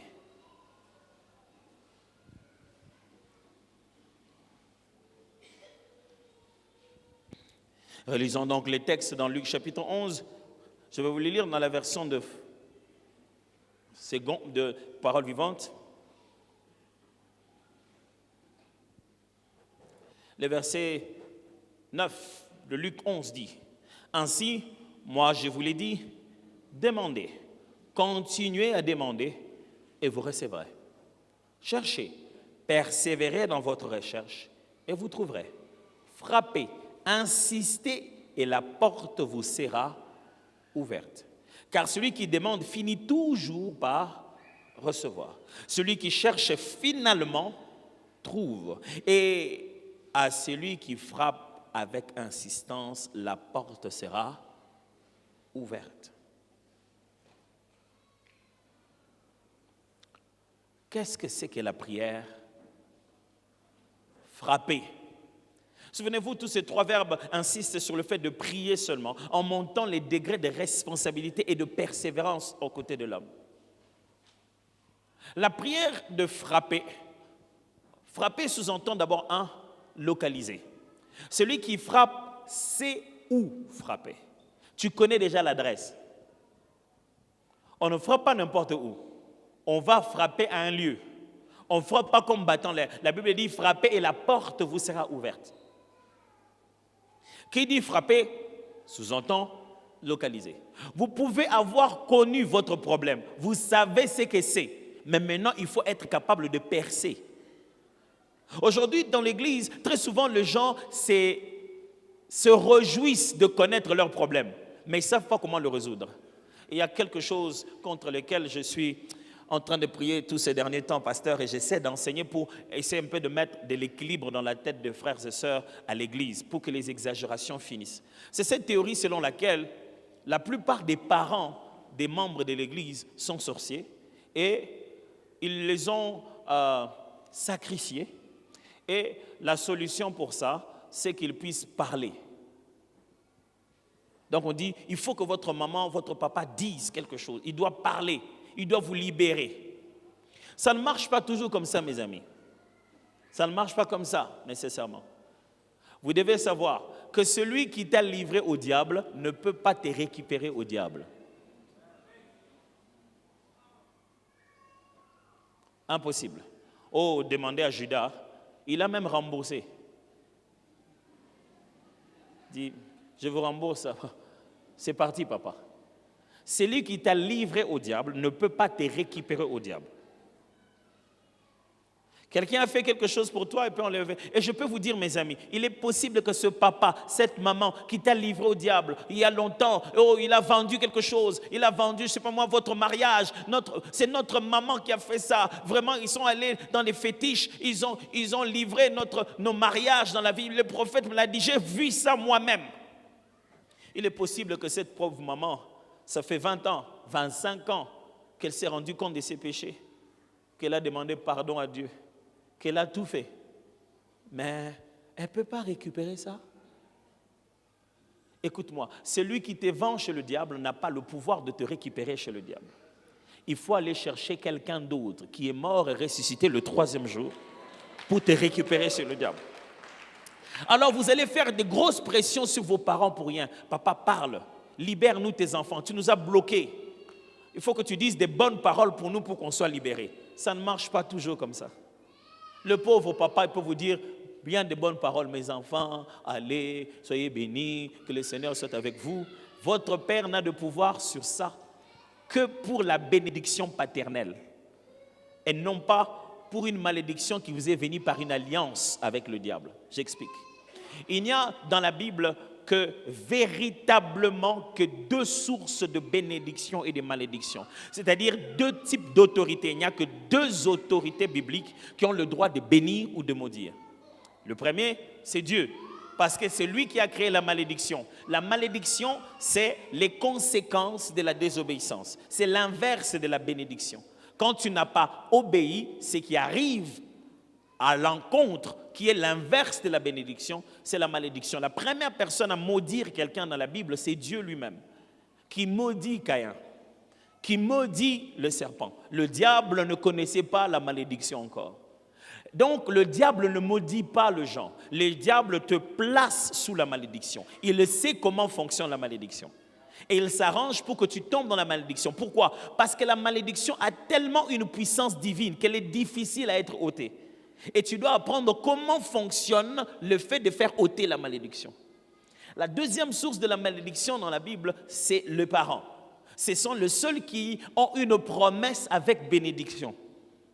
Honore ton père et ta mère, afin de multiplier toujours sur la terre, c'est la promesse, la loi avec bénédiction. C'est-à-dire que ton père et ta mère, pas seulement qu'il a prononcé bénédiction, malédiction, mais la joie de son cœur ou la douleur de son cœur peut devenir pour toi bénédiction ou malédiction. C'est pourquoi dans la Bible, ceux qui bénissaient, ce n'étaient ni les sacrificateurs avant le sacerdoce. À l'époque patriarcale, à l'époque de patriarche, c'était les parents qui bénissaient. C'est Jacob qui a béni ses enfants. C'est Isaac qui a béni ses enfants. C'est Abraham qui a béni ses enfants. Les parents ont reçu de Dieu le pouvoir de dire quelque chose dans ta vie qui va se faire. Alors la bénédiction, la malédiction sont comme des sceaux que les esprits suivent. C'est comme des lumières. Ici, je vois à Lubumbashi, il y en a aussi. Vous avez des lumières, il y a des insectes qui les suivent comme ça et qui tombent autour. Quand quelqu'un a la malédiction, les mauvais insectes le reconnaissent et le suivent, même quand il ne le veut pas. Quand quelqu'un a la bénédiction, il a un sceau. Les bonnes choses le suivent, comme la Bible dit, et le bonheur et la grâce m'accompagneront tous les jours. Et comme Caïn le dit si bien, tu as maudit Caïn. Il dit, Caïn sera vengé 7 fois. Alors, écoutez-moi bien. Le diable n'est pas source de malédiction. Le diable n'a pas le pouvoir de te maudire. Le diable a la capacité de te conduire sous la malédiction de Dieu, de t'amener dans les choses qui te détachent de Dieu et qui brisent les principes divins qui te mettent sous la malédiction. C'est pour cette raison que quand tu vas ou faire une alliance avec le diable, tout ce qu'il va te demander de faire sont des péchés et des péchés atroces. Il va te demander de coucher avec les morts. Il va te demander de te réveiller. Et il va te demander que des gens de péché, d'impureté qui vont de plus en plus te faire détacher de Dieu. Vous savez, à l'époque, dans notre pays, il y avait des groupes musicaux séculiers. Ils avaient une habitude. C'est devenu l'habitude des politiciens, malheureusement, maintenant. Ils avaient une habitude. Quand tu quittes tel groupe pour entrer dans l'autre groupe concurrent, les preuves qu'on t'a données, passe à la télé, insulte le groupe d'avant. Vous savez ça, non? Passer à la télé, alors, rien, il a insulté l'ancien groupe. Alors, chaque fois que tu viens voir le diable, pour se rassurer qu'on ne te récupérera pas, il va te faire les choses qui insultent l'Éternel. Il s'arrangera que tu commences d'abord par pécher contre ton propre corps. Parce que tout autre péché qu'un homme puisse commettre est échéré à son corps. Celui qui commet l'impudicité pêche contre son propre corps. Il te permet de prendre la culpabilité que toi-même tu es devenu comme un péché. Il va se rassurer que tu brises toutes les lois de l'Éternel, que tu tues ton frère. Il va te faire passer par péché sur tous les 10 commandements. En fait, c'est toi qui t'attires la bénédiction. Vous êtes en train de suivre comment ça fonctionne. Le diable ne peut pas s'élever comme ça sans cause et te dire « je te maudis ». Impossible. Parce qu'on ne peut bénir ou maudire qu'au nom de celui qui est supérieur à soi, avec qui on a l'alliance, ou par son propre nom. L'Éternel bénit par lui-même. Nous bénissons au nom de l'Éternel. Le diable n'a rien, personne derrière lui, ni pour produire bénédiction, ni pour produire malédiction. Même quand tu vas chez l'ennemi, tu demandes à Satan, oh, je vais avoir beaucoup d'argent. Qu'est-ce qu'il va faire? Si tu es déjà appelé, c'est déjà ton étoile et ta destinée. Il va te demander de faire des choses. Oh, lis des livres, fais des prières, ainsi de suite. Et puis après, il va te donner de l'argent. Si ce n'est pas ta destinée, il va te demander de compiler d'autres destinées par la mort pour qu'on prenne les avantages prévus de cette destinée, qu'on le mette dans ton camp. Alors, il va te demander de tuer les gens. Pour qu'on prenne la finalité de ce que ces gens auraient dû devenir, on l'utilise pour toi. Pourquoi? Le diable n'a rien à te donner. Est-ce que vous me suivez très bien comment je vous explique ici? Parce qu'en réalité, si le diable te promet une chose, c'est que c'est une chose qui est prévue pour toi dans un temps fixé par Dieu. S'il vient te dire, agenouille-toi, je te donnerai tout le royaume de la terre, c'est parce qu'il est écrit, tout genou fléchira sur toi et toute langue confesseront que c'est toi le véritable Seigneur. Le diable ne peut rien te proposer que ton Père n'avait pas déjà prévu en ta faveur. Le Satan ne peut pas rendre ta destinée meilleure que celle que Dieu a créée déjà. C'est pour cette raison, pour servir à ta destinée, il s'en va éliminer d'autres destinées.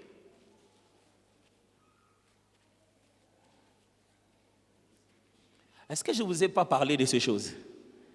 Est-ce que ce n'est pas clair? Très clair, hein? Je l'espère très bien.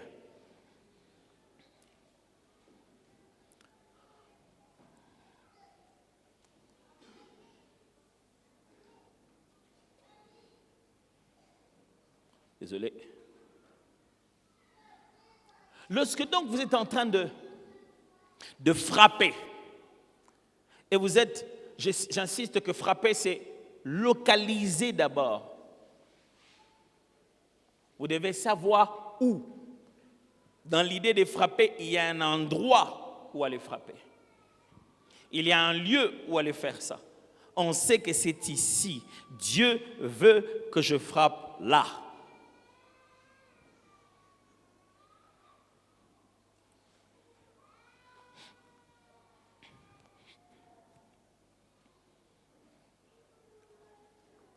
Ça signifie...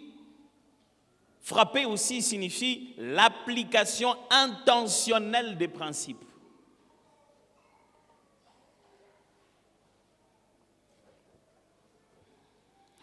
L'idée sous-entend l'application intentionnelle des principes, c'est-à-dire, je ne suis pas venu par hasard, je ne savais pas que quand on est devant une porte, pour qu'on t'ouvre, on frappe. Non, non, non, non, tu sais que devant cette porte, pour que quelqu'un fasse quelque chose pour moi, voici ce que je dois faire. Je dois frapper. Vous savez qu'il y a certaines familles qui frappent d'une certaine manière. Il y a certaines familles, certaines maisons, avant qu'on ouvre le portail, il y a leur façon de klaxonner, n'est-ce pas? Même le portier sait. Si on fait pim pim, c'est moi. Si on fait pim, c'est moi. Les gens ont donné des petits trucs comme ça. Toutes les portes ne s'ouvrent pas de la même manière de frapper. Je dois reprendre ça? Toutes les portes ne s'ouvrent pas de la même manière de frapper. L'expression que Jésus utilise ici en disant « frappez, on vous ouvrira », c'est-à-dire respectez le code d'ouverture de la porte et l'accès vous sera accordé. Si vous êtes devant une porte qu'on ne frappe pas, pour laquelle on met des chiffres, vous frappez pourquoi? Si vous êtes devant une porte à laquelle on ne frappe pas, on sonne, il veut dire sonner, on vous ouvrira. Je ne sais pas si vous comprenez ce qu'il veut dire. Il dit frapper parce qu'à l'époque, il n'y a pas de sonnerie, il n'y a rien. Il veut dire accéder au principe qui demande de solliciter l'ouverture. Vous suivez toujours? Faites ce qu'il faut pour solliciter l'ouverture. Mes frères et sœurs, la vie est une vie de principe. La prière de frapper ne se fait pas toujours par un dialogue avec Dieu.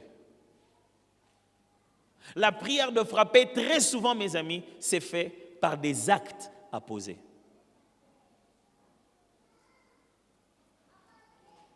Quand quelqu'un commence à frapper, il commence à agir. Jusqu'ici, j'ai demandé, jusqu'ici, j'ai cherché, maintenant, je frappe. Quand quelqu'un commence à frapper, sachez qu'il a compris avec précision, c'est ici. Quand tu as cherché, tu as retrouvé cet endroit. Oh, c'est ici, j'ai compris. Oh, c'est ça ce que le diable faisait. Oh, j'ai compris, c'est ici que je dois venir. C'est ici que je dois poser l'action. C'est le moment de poser l'action. Écoutez-moi très bien. La prière n'est pas toujours des paroles. La prière, c'est toute façon de pouvoir contacter Dieu par le respect de ses principes. Ce n'est pas toujours toi qui es en train de dire « Oh Seigneur Jésus, vraiment je te prie. Oh Seigneur Jésus, vraiment je te prie. » C'est pour cette raison que les fils de ce monde sont plus intelligents que nous. Et tu te demandes comment, lui il n'est même pas chrétien, pasteur, mais il est vraiment béni. Il est déjà écrit que si vous s'aimez, vous moissonnerez. Je sais que je vais moissonner, qu'est-ce que je dois faire? Hein? Directement. Et écoutez-moi bien, le sol ne sait pas si celui qui sème est impudique, meurtrier, farceur, si l'argent avec lequel il a acheté ça, il a volé. Mais si la sémence vient, le principe est clair. S'il frappe le sol, ouvrez pour lui donner le fruit qu'il a mis dedans. Et vous savez ce que les chrétiens font? Les chrétiens ne veulent pas connaître les principes. Ils veulent être l'exception. C'est de l'immaturité spirituelle que de croire que Dieu doit te traiter par les exceptions au lieu de te traiter par la règle. C'est un petit enfant qui aime attirer l'attention de papa.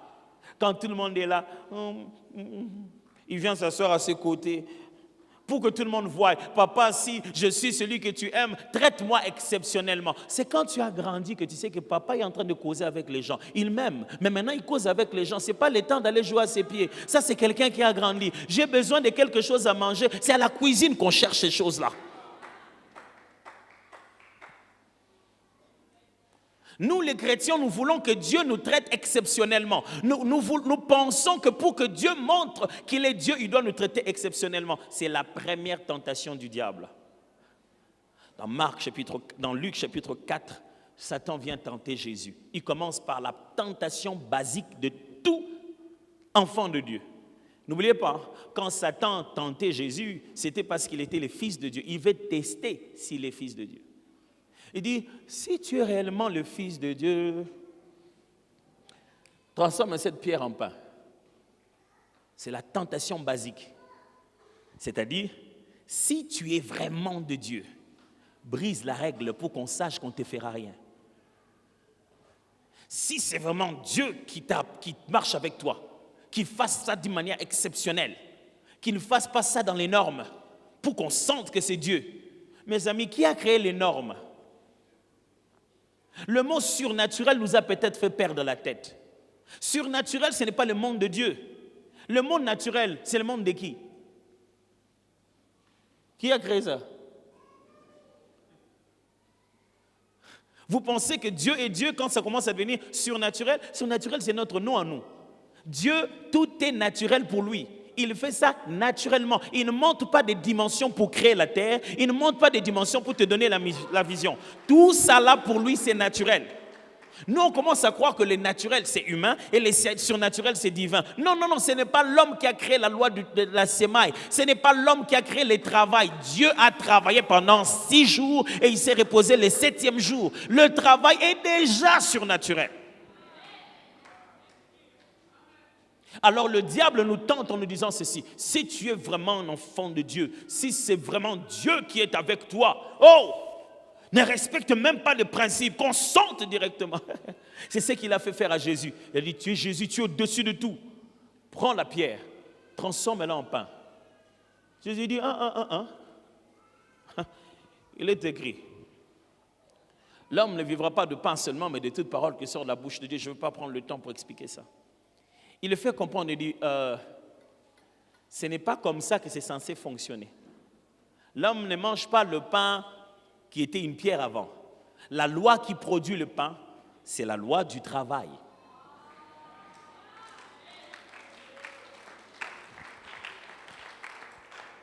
Je ne peux pas me mettre à briser la loi du travail pour montrer que Dieu est Dieu. Vous savez, la tentation du diable, c'est toujours ça.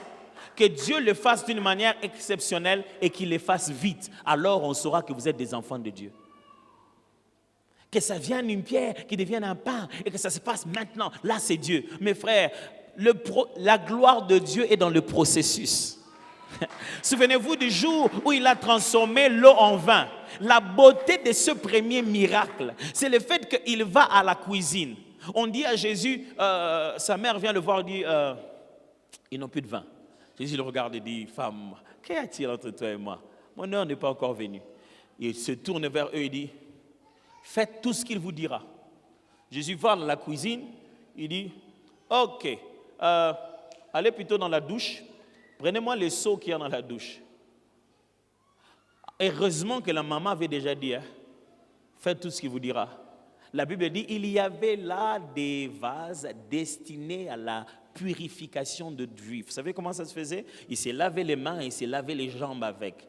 Ce n'était pas des vases pour boire de l'eau. On dit: prenez ça.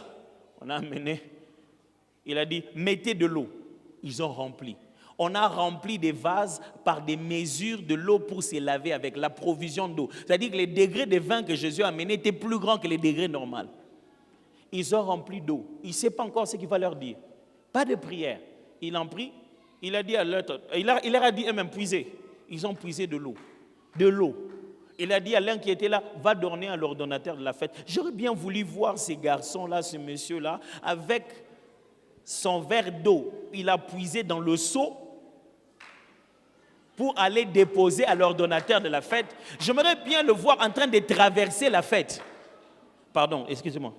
J'aimerais savoir ce qui se disait dans le cœur. En tout cas, si on me dit ça vient d'où, je ne vais pas cacher, je vais dire. C'est l'enfant de ma Marie, l'enfant de ma Marie. Hein? Si ça va là-bas, ça marche, je ne vais pas cacher, je vais dire. C'est l'enfant de ma Marie qui a dit: oh, qu'on puisse... Pendant qu'il marche, il n'y a pas toujours de vin dans ce verre. Il va jusqu'à l'ordonnateur et lui donne l'eau. Quelque part entre là, ici et là et ici, quelque part là-bas, quand l'ordonnateur de la fête tient, la Bible dit: après que l'ordonnateur de la fête ait bu l'eau changée en vin, il dit: oh, j'aurais bien voulu voir la tête de l'ordonnateur de la fête. Imaginez-vous qu'il ait bu ça. Il fait d'abord... Vous savez, il y a des gens, quand ils veulent apprécier quelque chose, ils mettent le visage du contraire. J'imagine le monsieur qui lui a servi ça, dit: voilà, regarde comment il fait le visage. Je vous avais dit, ne donnez pas ça. Et puis l'ordonnateur de la fête qui fait: vraiment, hein? Vraiment. À ce moment-là, les gars qui avaient déjà servi le verre, il est déjà parti.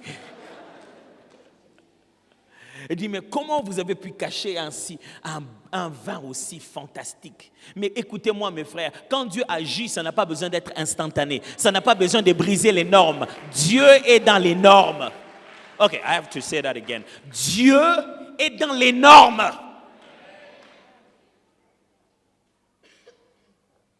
Pasteur, pour moi, ça sera exceptionnel.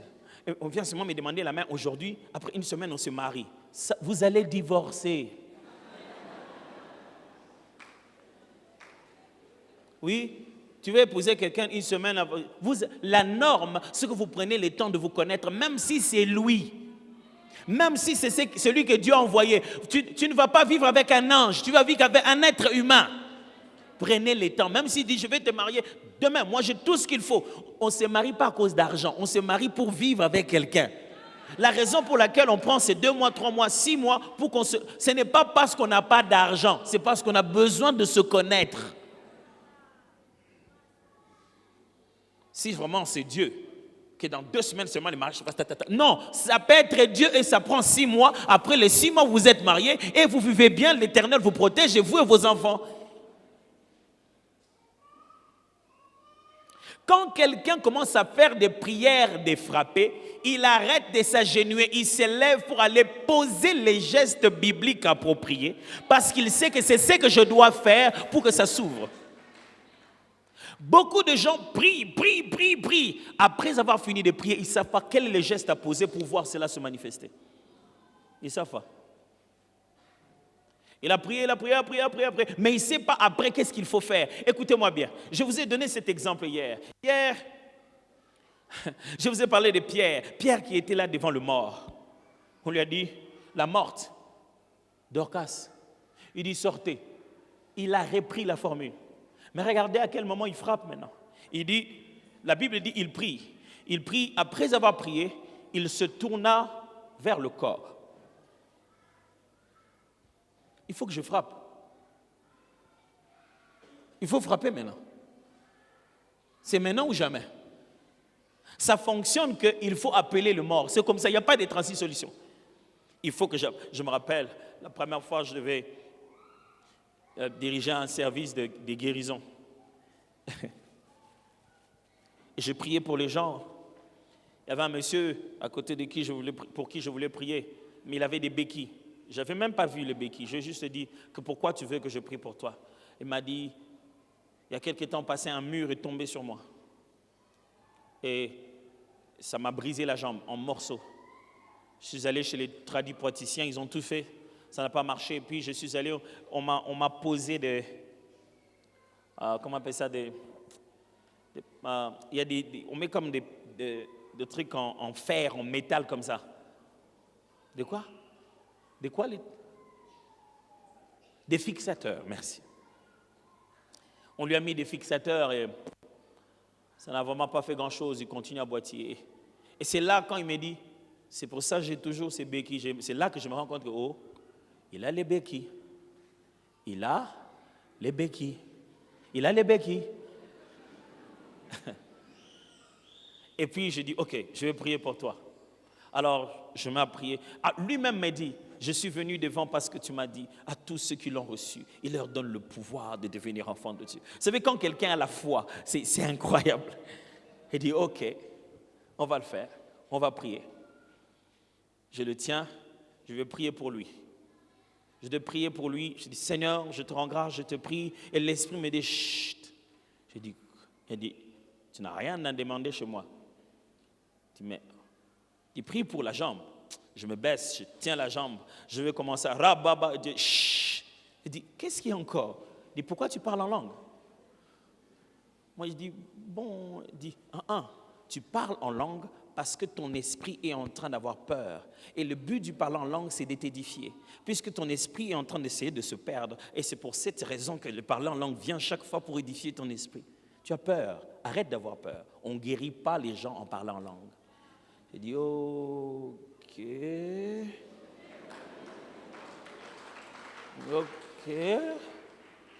Moi, j'étais là, j'avais déjà les plans. Je prie pour lui et je vais lui dire, même en rentrant à la maison, le Seigneur peut faire des choses.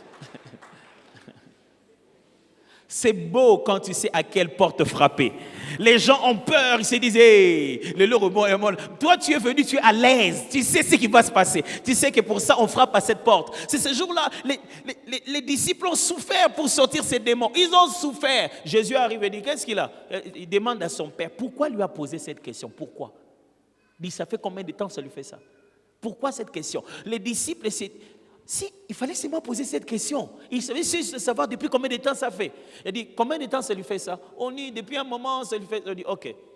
La Bible dit, Jésus voyant la foule en train de venir, bon, Nassi son bonbon avant qu'ils viennent se mettre à parler ici. Il chassa les démons, il est parti. Pendant que les disciples ont fait ça. Quand quelqu'un sait à quelle porte frapper, tu risques de l'appeler magicien. Il connaît tellement son Dieu, il connaît la formule à appliquer. Et j'étais en train de prier. J'ai dit, ok, Seigneur, si on parle par langue, si on ne te parle pas à toi, on parle à qui? Il a dit, à qui est-ce que Jésus a parlé quand il y avait le vent? J'ai dit, au vent. Il dit, ok, parle à l'os. Il dit, à l'os. J'ai dit, oui. Rien de ce qui a été créé n'a été créé sans elle. Tout ce qui a été créé par elle. Il dit, ok. Il dit, oh, voilà. J'ai pris ses jambes, j'ai tenu, je dis, os, redresse-toi. Au nom de Jésus. Il me dit, lâche, non? Tiens, je dis, oh Seigneur, je vais quand même sentir. Il a dit, si je lâche là, ça veut dire qu'il faut que la guérison vienne. Je veux même entendre les os faire. Moi-même un signe, Seigneur. Rien. Il dit, c'est fini, tu vas parler, lâche. J'ai voulu mettre un peu d'esprit. Il dit, lâche. J'ai lâché ses jambes.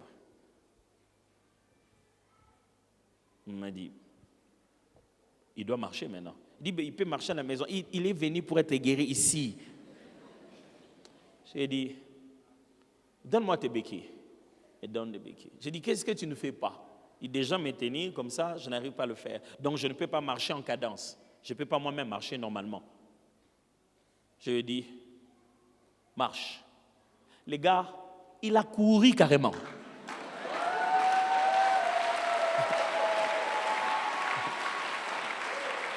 Oh, vous connaissez la joie d'avoir frappé jusqu'à ce qu'on vous ouvre?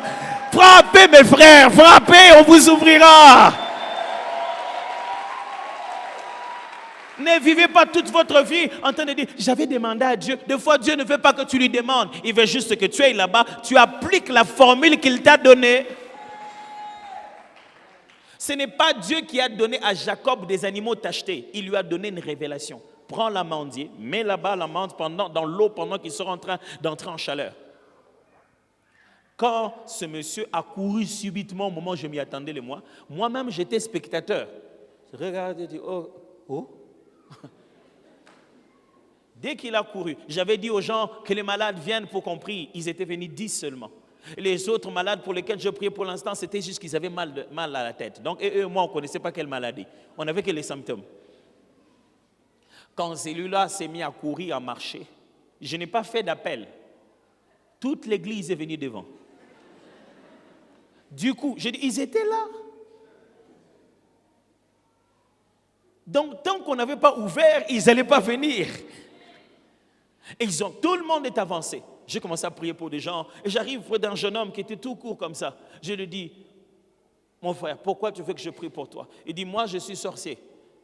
Je dis, bon, ok. C'est quoi l'idée maintenant? Il m'a dit, je vais abandonner la sorcellerie. Le Dieu que j'ai vu, ton Dieu à toi, il est meilleur que celui qu'on m'a montré. Écoutez-moi mes frères, ils ne croiront jamais si on n'ouvre pas la porte. Tu sais, si tu dis, ici c'est chez nous, tu commences à frapper, on n'ouvre pas. Qui croira que c'est chez vous là-bas?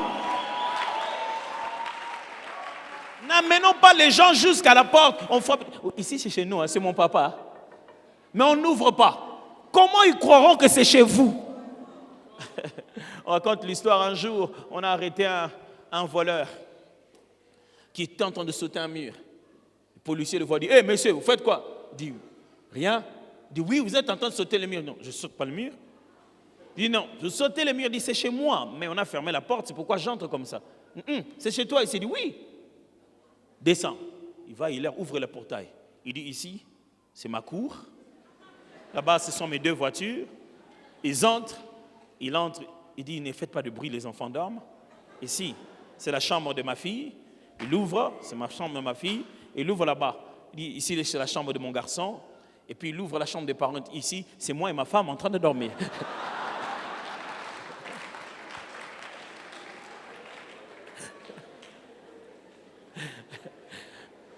Les policiers n'ont même pas senti, ils n'ont même pas compris pendant un moment. En sortant, il a dit, oh, comment c'est toi qui es en train de dormir? Mes frères, la preuve que celui qui est de l'autre côté de la porte, c'est ton ami, c'est que quand tu frappes, il va ouvrir. Il sait que celui qui frappe là, je le connais. Vous savez ce que nous voulons? Nous aimons les choses des enfants. Demander. Comme ça, on n'aura aucune responsabilité. Le Seigneur n'a rien fait. J'attends seulement la part du Seigneur. Ah, écoutez-moi. Élie, il est sur le point de frapper pour que la pluie revienne.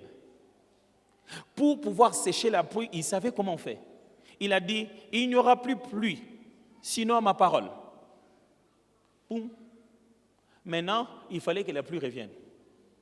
Prie, non? Tu aurais pu dire, à ma parole, que la pluie revienne. Il sait que ça ne revient pas comme ça. Je vous ai expliqué ça hier. On a envoyé l'ange pour qu'il détruise. Récupérez-le. Ça ne se passe pas comme ça. On a séché le ciel. Desséchez-le. Ça ne se passe pas comme ça. La Bible dit,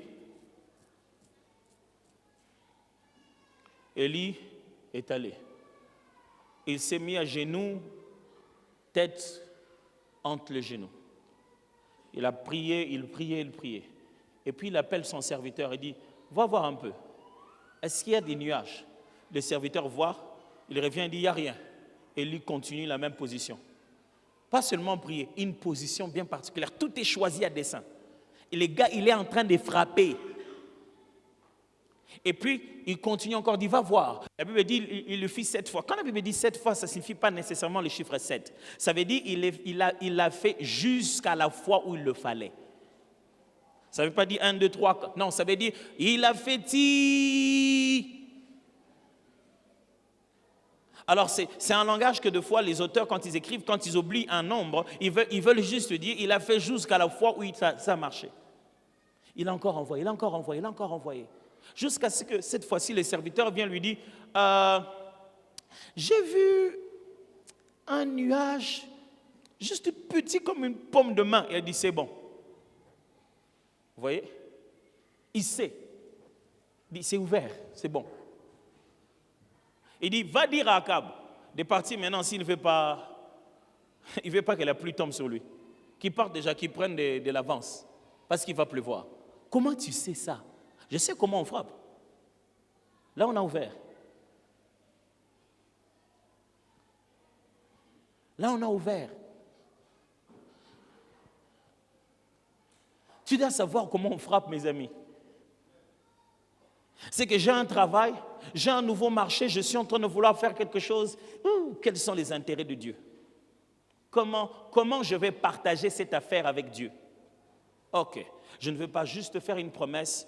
Je vais commencer par poser un acte de sacrifice dès à présent. Tu te réveilles le matin sans vouloir faire des sentiments. Tu sais que, ok, quelle est la meilleure chose que je dois prendre de chez moi? Pendant le Covid, on était à un moment terrible. Le Covid est venu au moment où j'étais en train d'étudier. Moi, j'étais en train de travailler. J'étais interné en train d'écrire ma thèse.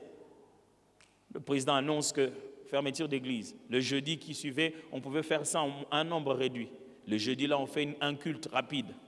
Réunion stratégique, on revoit la stratégie de l'église, on fait des réunions de task force. Nous tous, on avait des task force. Et qu'est-ce qui se passe?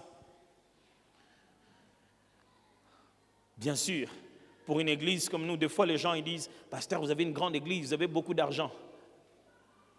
Les beaucoup d'argent des grandes églises sont liés aux beaucoup de problèmes que causent les beaucoup de gens qui viennent. C'est lié. C'est-à-dire que tel que vous êtes là, on ne peut pas faire 2 toilettes. Vous êtes trop nombreux pour ça. N'est-ce pas? On doit faire suffisamment nombreux. Tel que vous êtes là, on ne pouvait pas venir et trouver les toilettes non préparées. Quelqu'un doit balayer ça. Quand vous partez, c'est juste les anges de Dieu qui veillent sur le temple ou bien quelqu'un doit être à la porte. Le nombre que vous êtes cause un degré de dépense. Alors, des fois, les gens ne se rendent pas compte, en fait. Alors, et tout ce nombre-là ne venait plus. Mais la taille du temple était pour le nombre. Les charges étaient pour le nombre. Et comme les chrétiens au Congo considèrent que leurs offrandes sont des droits d'entrée de concert, s'il ne vient pas au culte, son offrande ne vient pas non plus. Il peut suivre en ligne, mais l'offrande ne suit pas en ligne. Parce que les gens considèrent que leur offrande, c'est leur droit d'entrée. Ils donnent ça parce qu'ils ont consommé les spectacles en live. Votre offrande, c'est votre engagement avec Dieu. Même quand votre corps ne marche pas, vous pouvez faire envoyer votre offrande.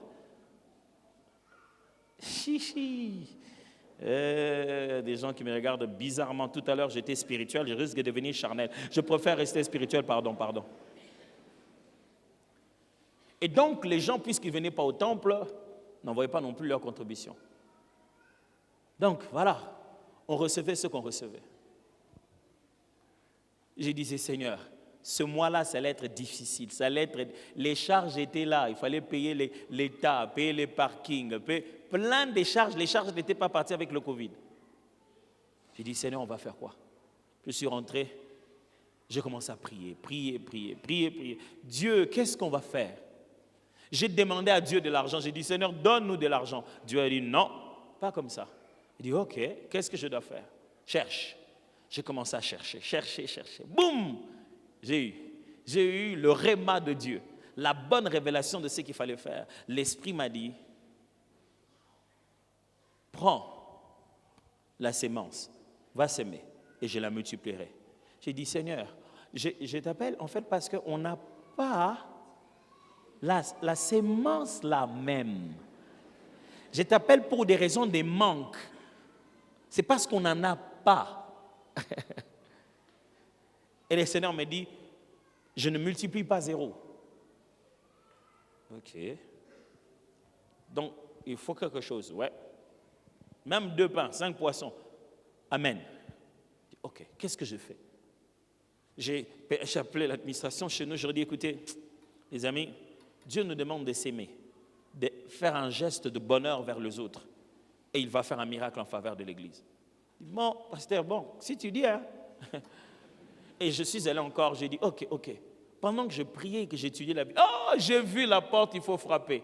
Ça a commencé à la tête. J'ai appelé les anciens de l'église. J'ai dit, nous tous, nous allons prendre de l'argent de nos propres poches. Nous allons venir chez moi. Nous allons prendre des choses. On va préparer des trucs à manger, à tout cela, des vivres. Pour tous les quartiers pauvres qui sont derrière nous, qui ne vivent qu'à travers le centre-ville, aller vendre, acheter des choses. Nous allons prendre ça de nos propres poches, pas des poches de l'église. Nous, les leaders de l'église, on va le porter sur notre propre tête. Nous allons distribuer ça nous-mêmes individuellement. Dites Amen. Amen. Ils sont venus. On a mis ça, on a pris, on est parti.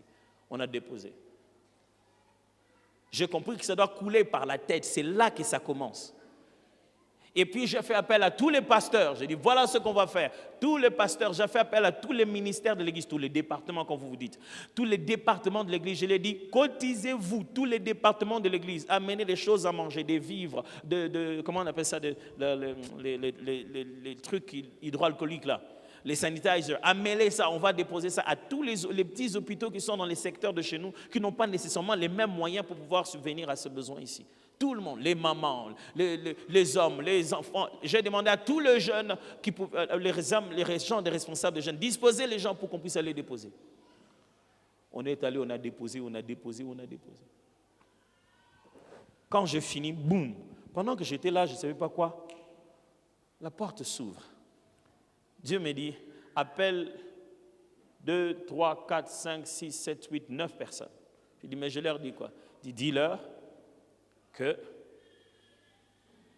doivent donner leurs offrandes, et quand ils donnent leurs offrandes, qu'ils pensent qu'il y a des besoins supplémentaires.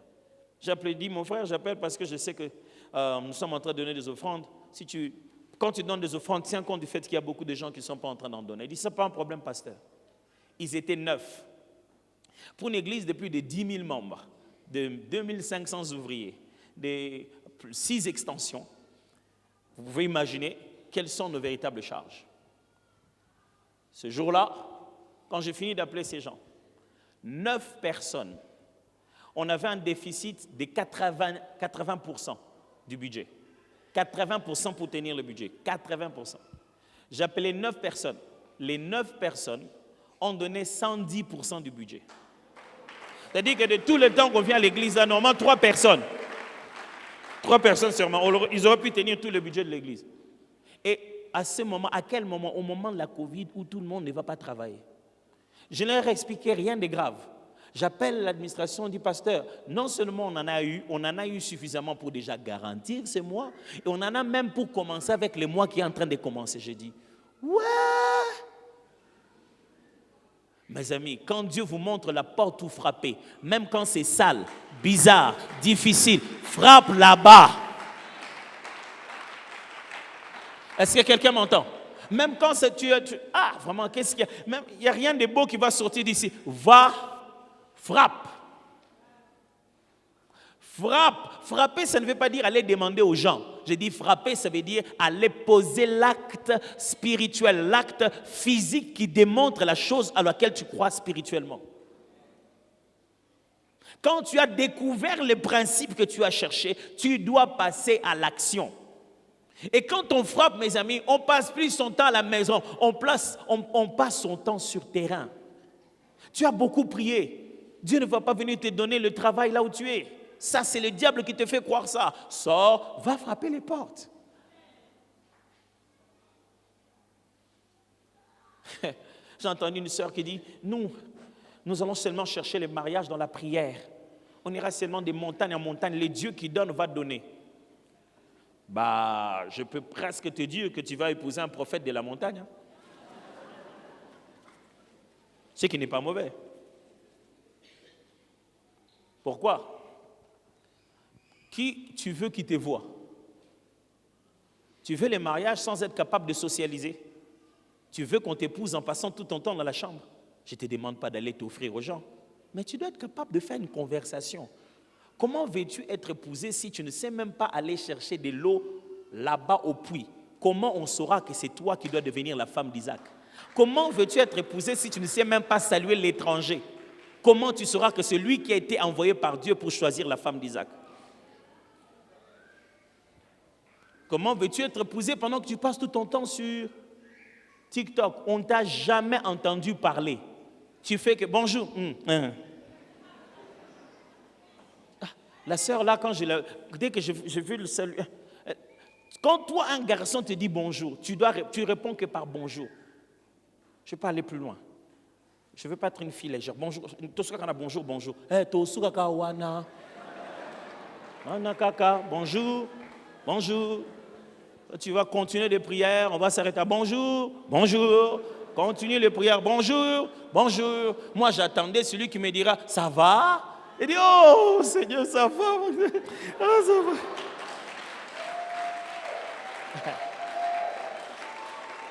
Ce que j'essaie de vous dire, c'est que l'art de prier, dans l'art de prier se trouvent les actions à poser selon les prières qu'on a faites. Vous savez pourquoi Dieu s'est énervé contre Moïse? Il a tout expliqué, il a tout donné. Il lui a dit au sujet de la pierre qui devait être frappée pour que l'eau puisse sortir. La pierre frappée est l'un des attributs du Messie. Moïse était en train de poser des gestes prophétiques qui allaient annoncer la venue de Jésus. Il est allé là-bas, il a commencé à frapper de la mauvaise manière. Même les gestes qui suivent l'orientation que Dieu te donne, ces gestes-là en soi-même, ces actes-là en soi-même, contiennent en réalité l'exaucement de ta réponse. Des fois quand tu as prié, tu as bien prié, tu as cherché. Un matin, tu sens que je dois porter cette robe-là. Et quand tu vas savoir quelle était l'histoire de la robe, tu vas tout comprendre. Parce qu'un jour, on va lui demander, la sœur, celle qui était en rouge. Celle qui était en rouge. Ce jour-là, il y avait que Benita qui était la seule qui était en rouge. Hein. C'était seulement elle. C'est juste, Vous savez, quand vous priez, n'écoutez pas Dieu seulement dans la chambre. Écoutez-le aussi en chemin. Écoutez-moi, Abraham a écouté Dieu à l'origine de là où il était. De là où il était, Dieu a dit tue l'enfant. Mais de là où il est arrivé, Dieu dit ne tue pas l'enfant. N'arrêtez pas d'écouter Dieu à la montagne. Continuez à écouter Dieu sur terrain là où vous êtes en train de marcher. Est-ce que vous frappez?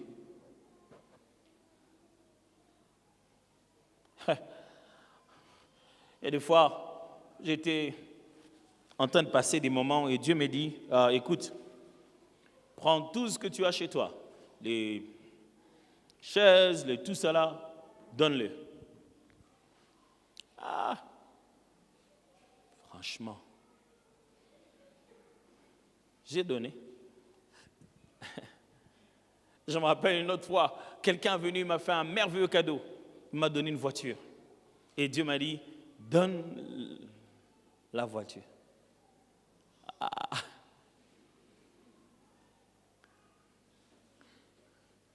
J'ai donné. Vous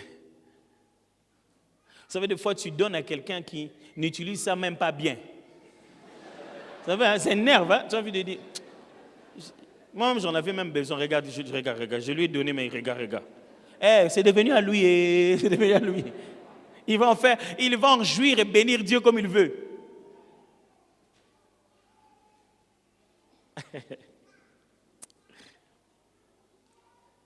Écoutez-moi, mes frères, il y a un temps pour frapper. Et il y a un temps où Dieu va ouvrir. Les 40 jours, on est en train de frapper. Laisse-les parler. Quand on ouvrira, il saura que toi, tu habites là-bas. C'est là-bas chez vous. Quand on est en train de prier ici, mes frères, on fait 40 jours. Il y a des actions qui suivent ce que nous faisons. Si vous ne faites pas ce que Dieu dit, tout ce que vous avez dit dans la prière ne vaut plus rien. Est-ce que quelqu'un m'entend? Si vous ne faites pas ce que Dieu vous dit, tout ce que vous avez dit dans la prière ne vaut plus rien. Des fois, l'instruction peut être banale. Dieu te dit, va voir un tel, parle avec lui, arrange ces problèmes-là. Tu ne vois pas quel est le lien ça a à voir avec l'argent que tu demandes. Tu ne verras pas toujours le lien entre la porte que tu frappes et celle qui va s'ouvrir. Mais toi, frappe là où on t'a indiqué.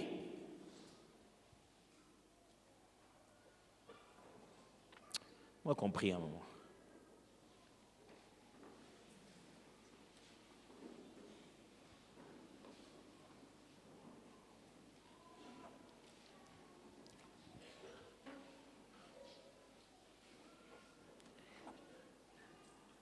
Je vois que tu ressasses tout ce que Dieu t'a dit jusqu'ici.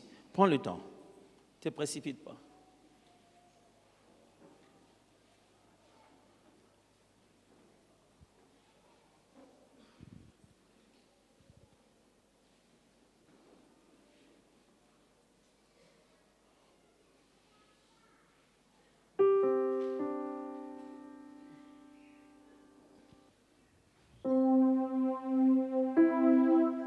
Qu'est-ce que Dieu a déjà dit?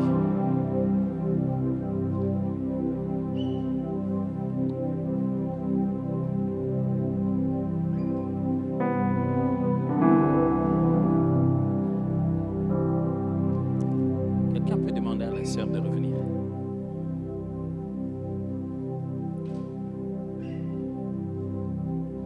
Qu'est-ce que Dieu a dit? Qu'est-ce que Dieu t'a dit jusqu'à aujourd'hui?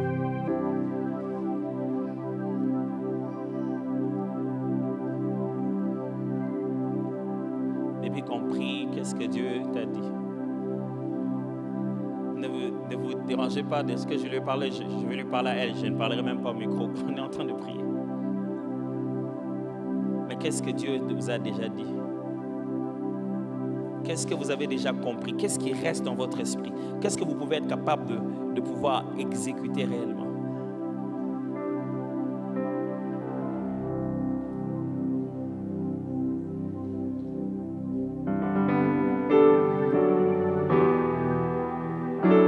Mes amis, je suis sur le point de m'en aller. Est-ce que Dieu ne vous a pas parlé? Il vous a dit quoi?